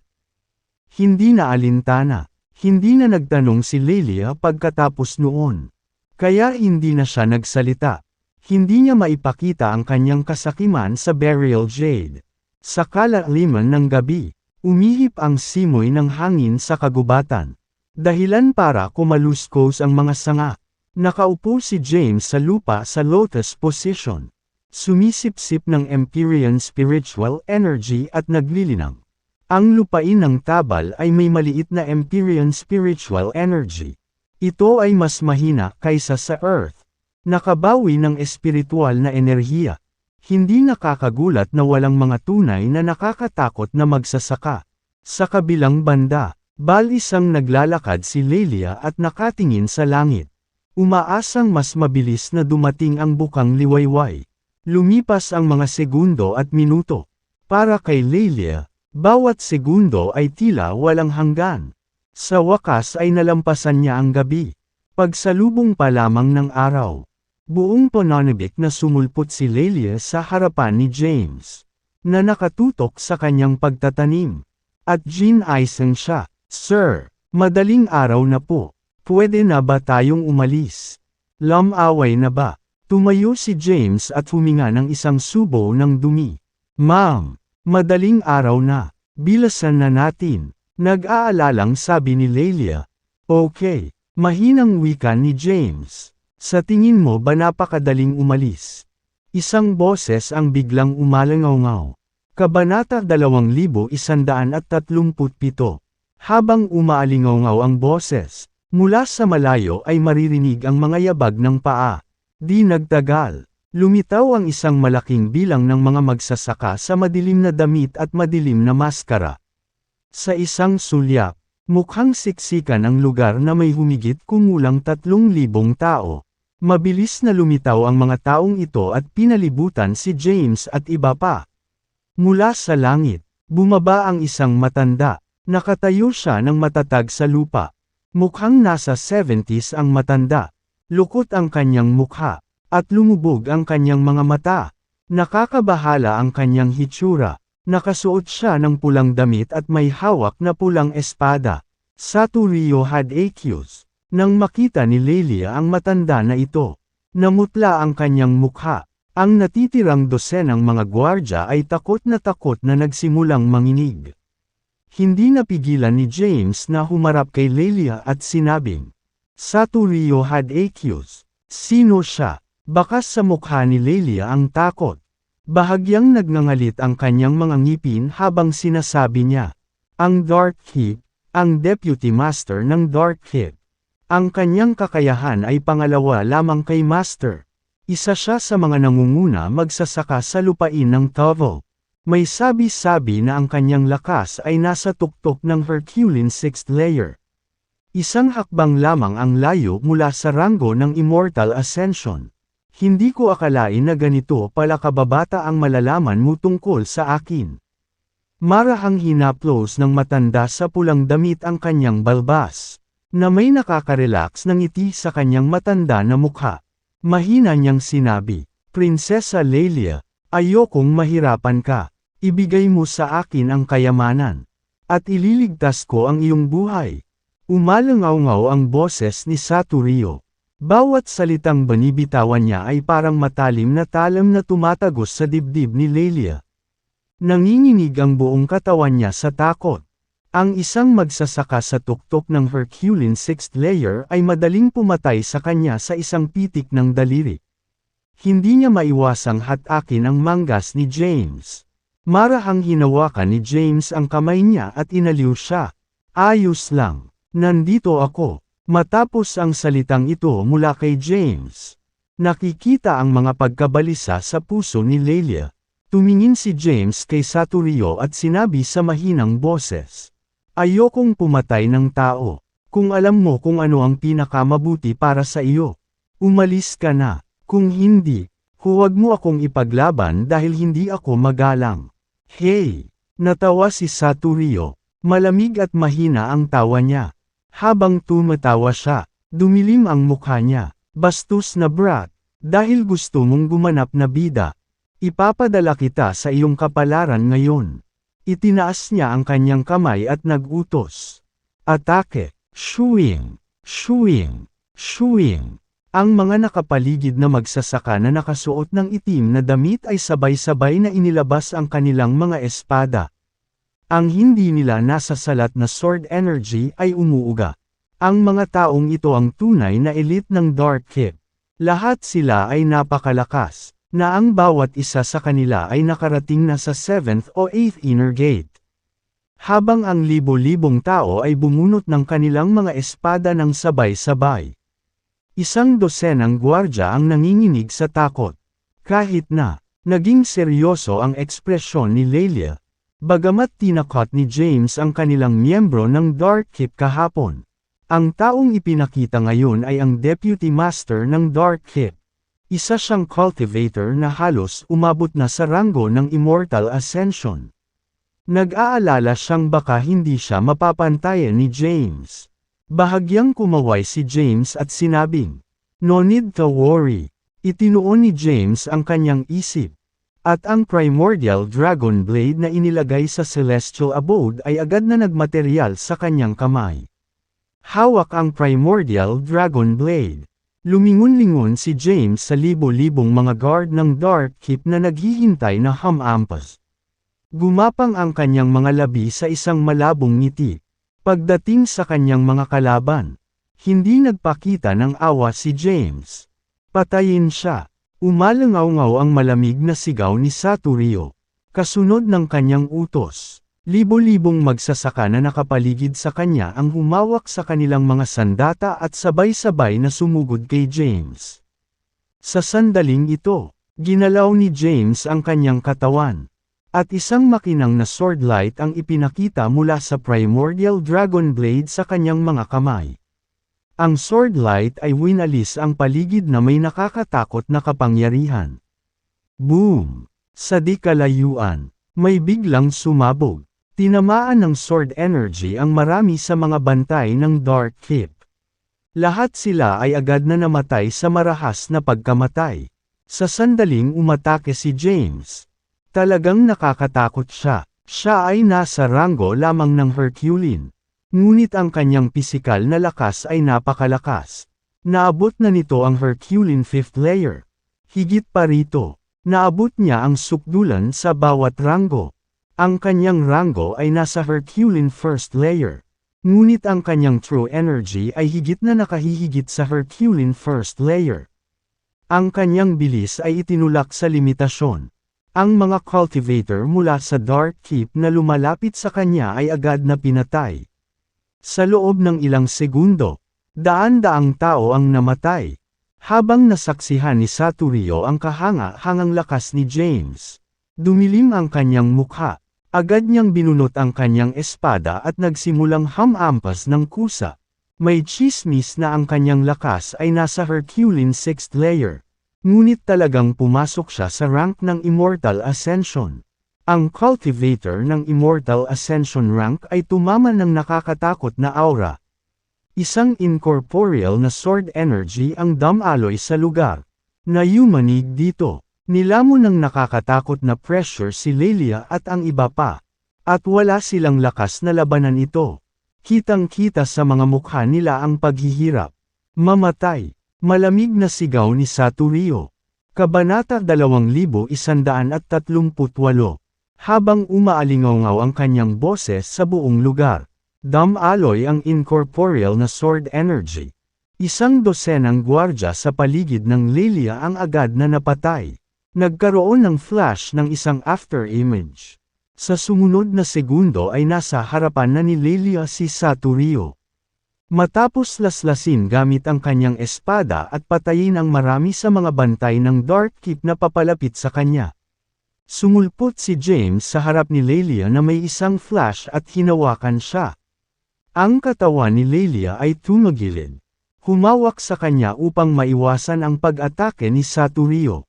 Ang sword energy ay tumama sa lupa. At ang buong lugar ay nakikinig sa isang iglap.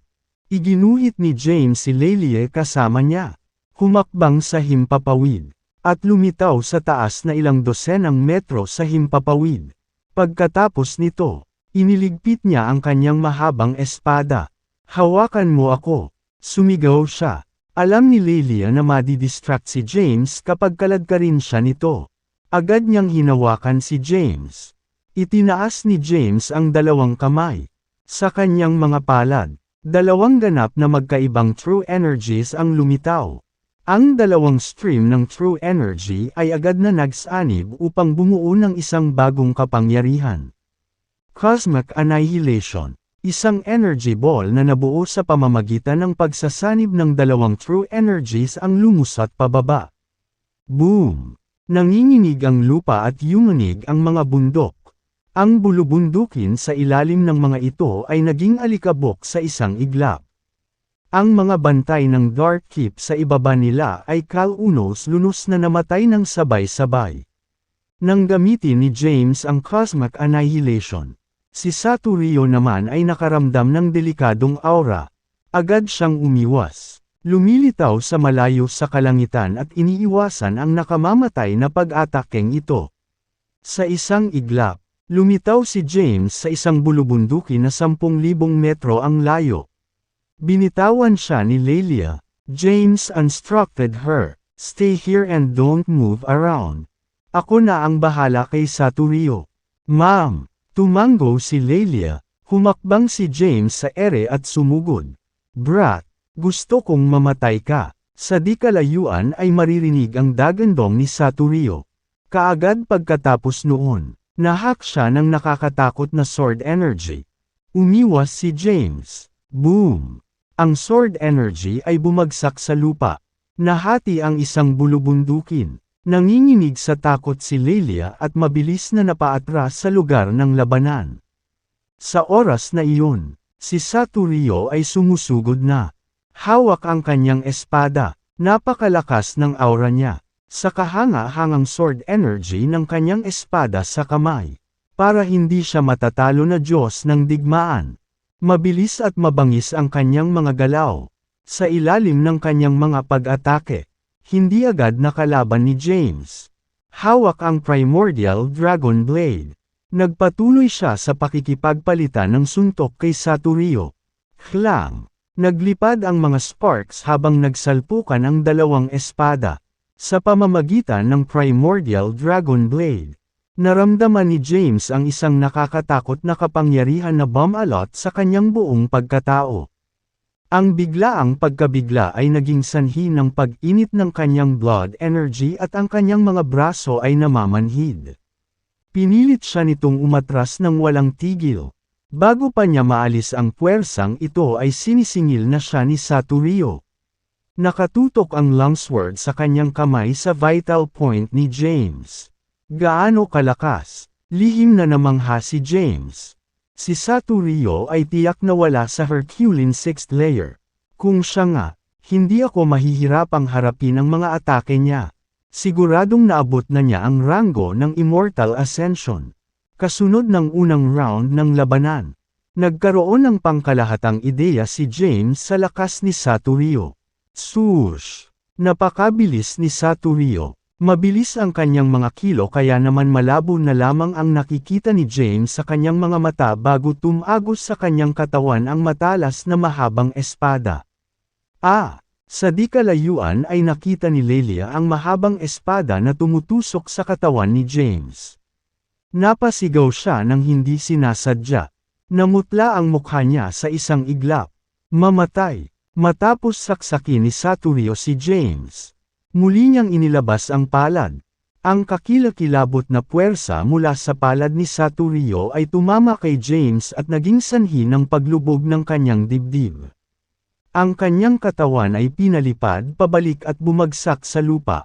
Isang malalim na hukay ang lumitaw sa lupa. At siya ay inilibing. Kabanata 2139.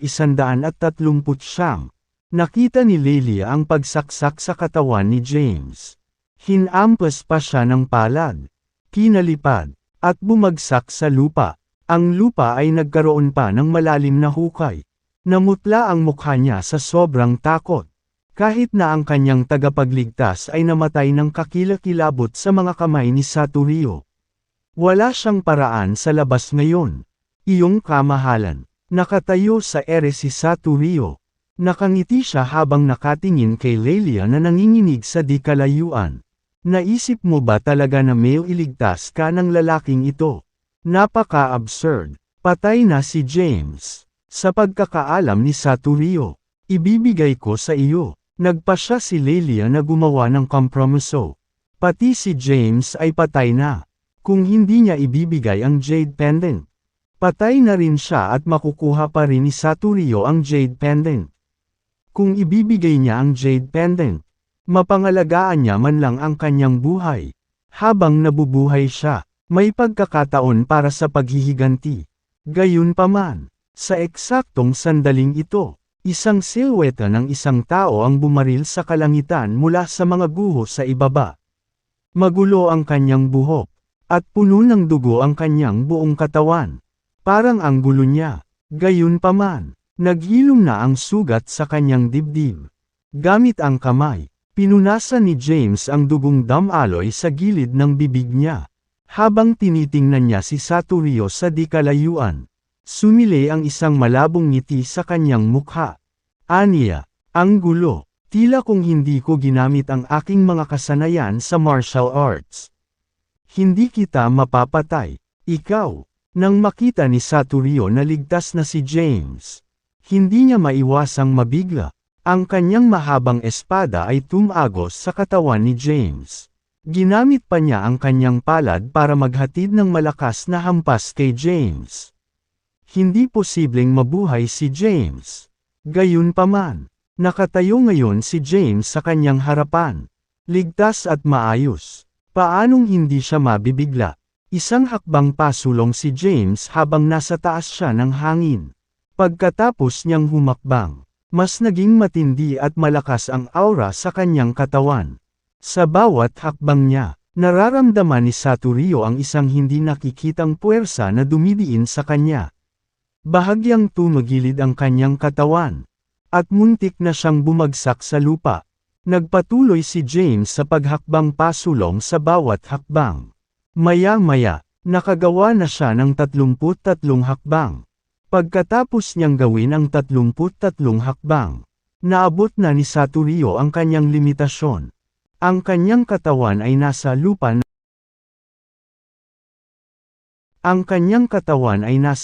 na sa puntong ito, na natapakan. May mga bitin sa kanyang katawan. Tila anumang oras ay maaaring malaglag. Nakahandusay siya sa lupa. Tumutulo ang dugo sa sulok ng kanyang bibig. Paano ito posible? Bakas sa manyang mukha ang nakakatakot na ekspresyon. Nakatayo sa ere si James at mahinang nakangiti. Sacrilegious Ascension. Isang hakbang pasulong ang gagawin pagkatapos ng paglikha ng bawat vertebra. Sa bawat hakbang, makakaipon ang isang tao ng napakalaking lakas upang mahawakan ang kalaban. Pagkatapos niyang gamitin ang Sacrilegious Ascension, maaari niyang patayin ang mga cultivator na nasa 3rd stair ng Immortal Ascension rank. Kakapasok lang ni Saturio sa ranggo ng Immortal Ascension. Hindi pa siya nakakatama, pero sugatan na si Saturio dahil sa pagkakatapak. Mamatay. Si James ay naging mamamatay tao. Habang pinagtutuunan niya ng pansin ang kanyang mga pag-iisip, ang daming itim na enerhiya ay nagmula sa kanyang katawan. Ang mga itim na enerhiya na ito ay nagtatagpo ng isang itim na bulaklak ng lotus. Ang itim na lotus na bulaklak ay dumaan patungo kay Saturio at hindi mabilang na itim na enerhiya ang pumasok sa kanyang katawan. Agad na hinigop ang enerhiya ni Saturio. Sa isang iglap, siya ay naging tuyong bangkay. Matapos makuha ni James Natal Demonic Lotus ang lahat ng lakas ni Saturio.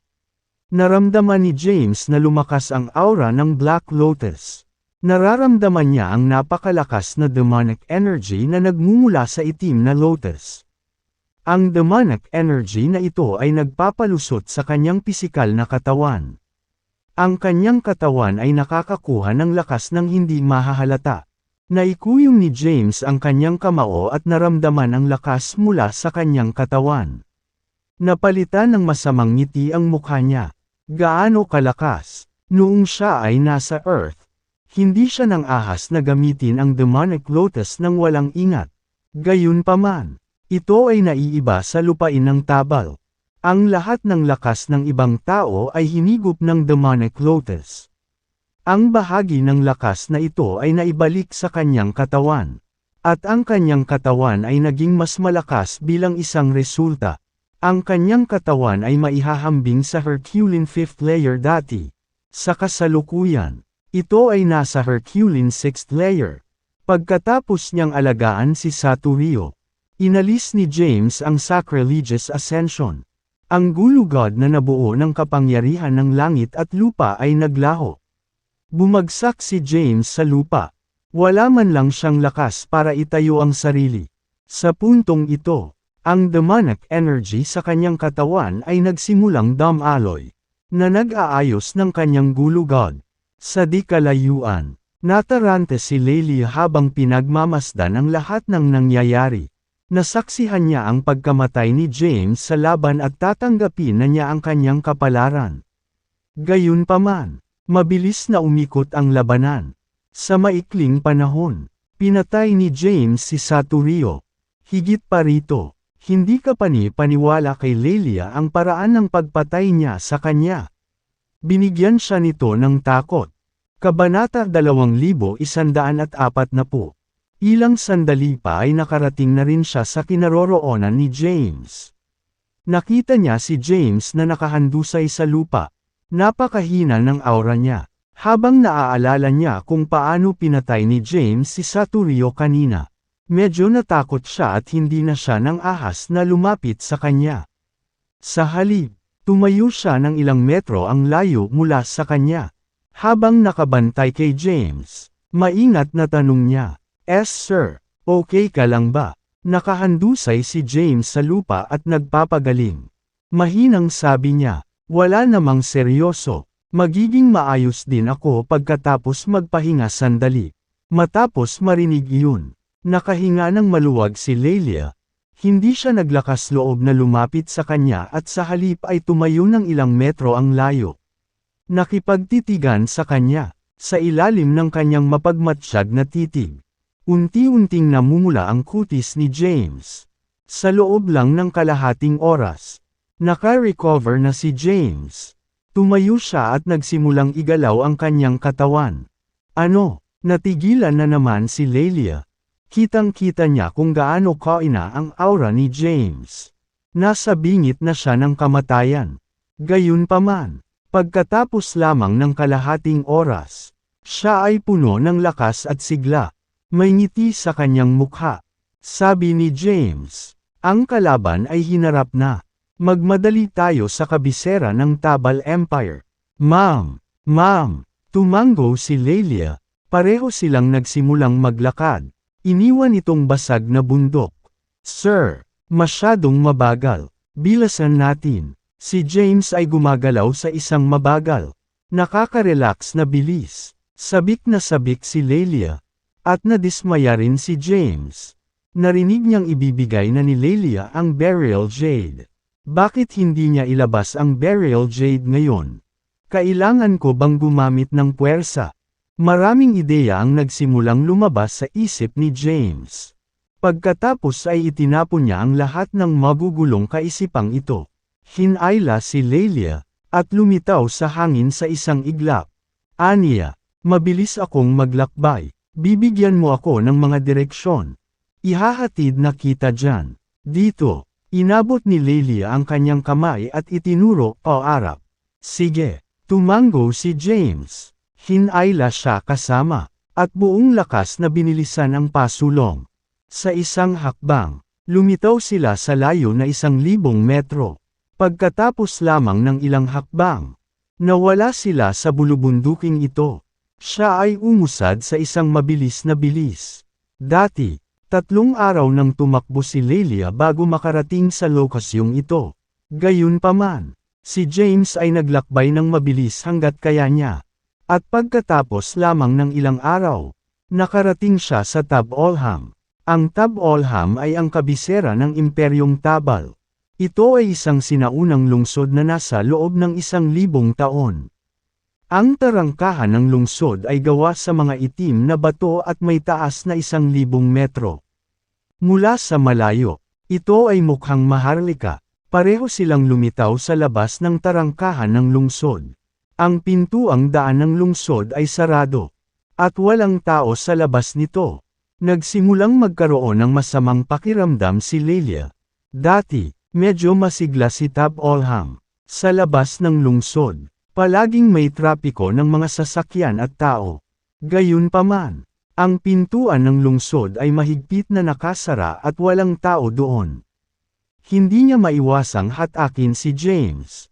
Sir, baka may nangyari. Bahagyang iwingayway ni James ang kanyang kamay at sinabing, pumasok muna tayo sa lungsod at tingnan. Hinayla niya si Lelia kasama niya. Humakbang, at lumitaw sa pader ng lungsod na 1,000 metro ang taas.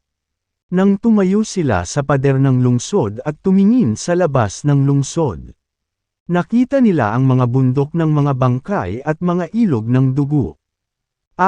Nang makita ito ni Lelia, napasigaw siya. Namula ang sulok ng kanyang mga mata at hindi napigil ang tumulo ang mga luha. Maging si James ay napakunot ang noo. Ang Darkkip ay walang konsensya na talagang kinatay nila ang buong lungsod. Ang aking ama, ina, kapatid na babae, nagsimulang umiyak si Lelia at tumakbo papasok sa lungsod. Sumunod naman si James sa likod. Ang malaking lungsod ay nakabibinging tahimik at amoy dugo. Sa lupa, nagkalat ang mga bangkay, nabahira ng pula ng dugo ang lupa. Ito ay lubhang mapanglo at nakapanlulumo.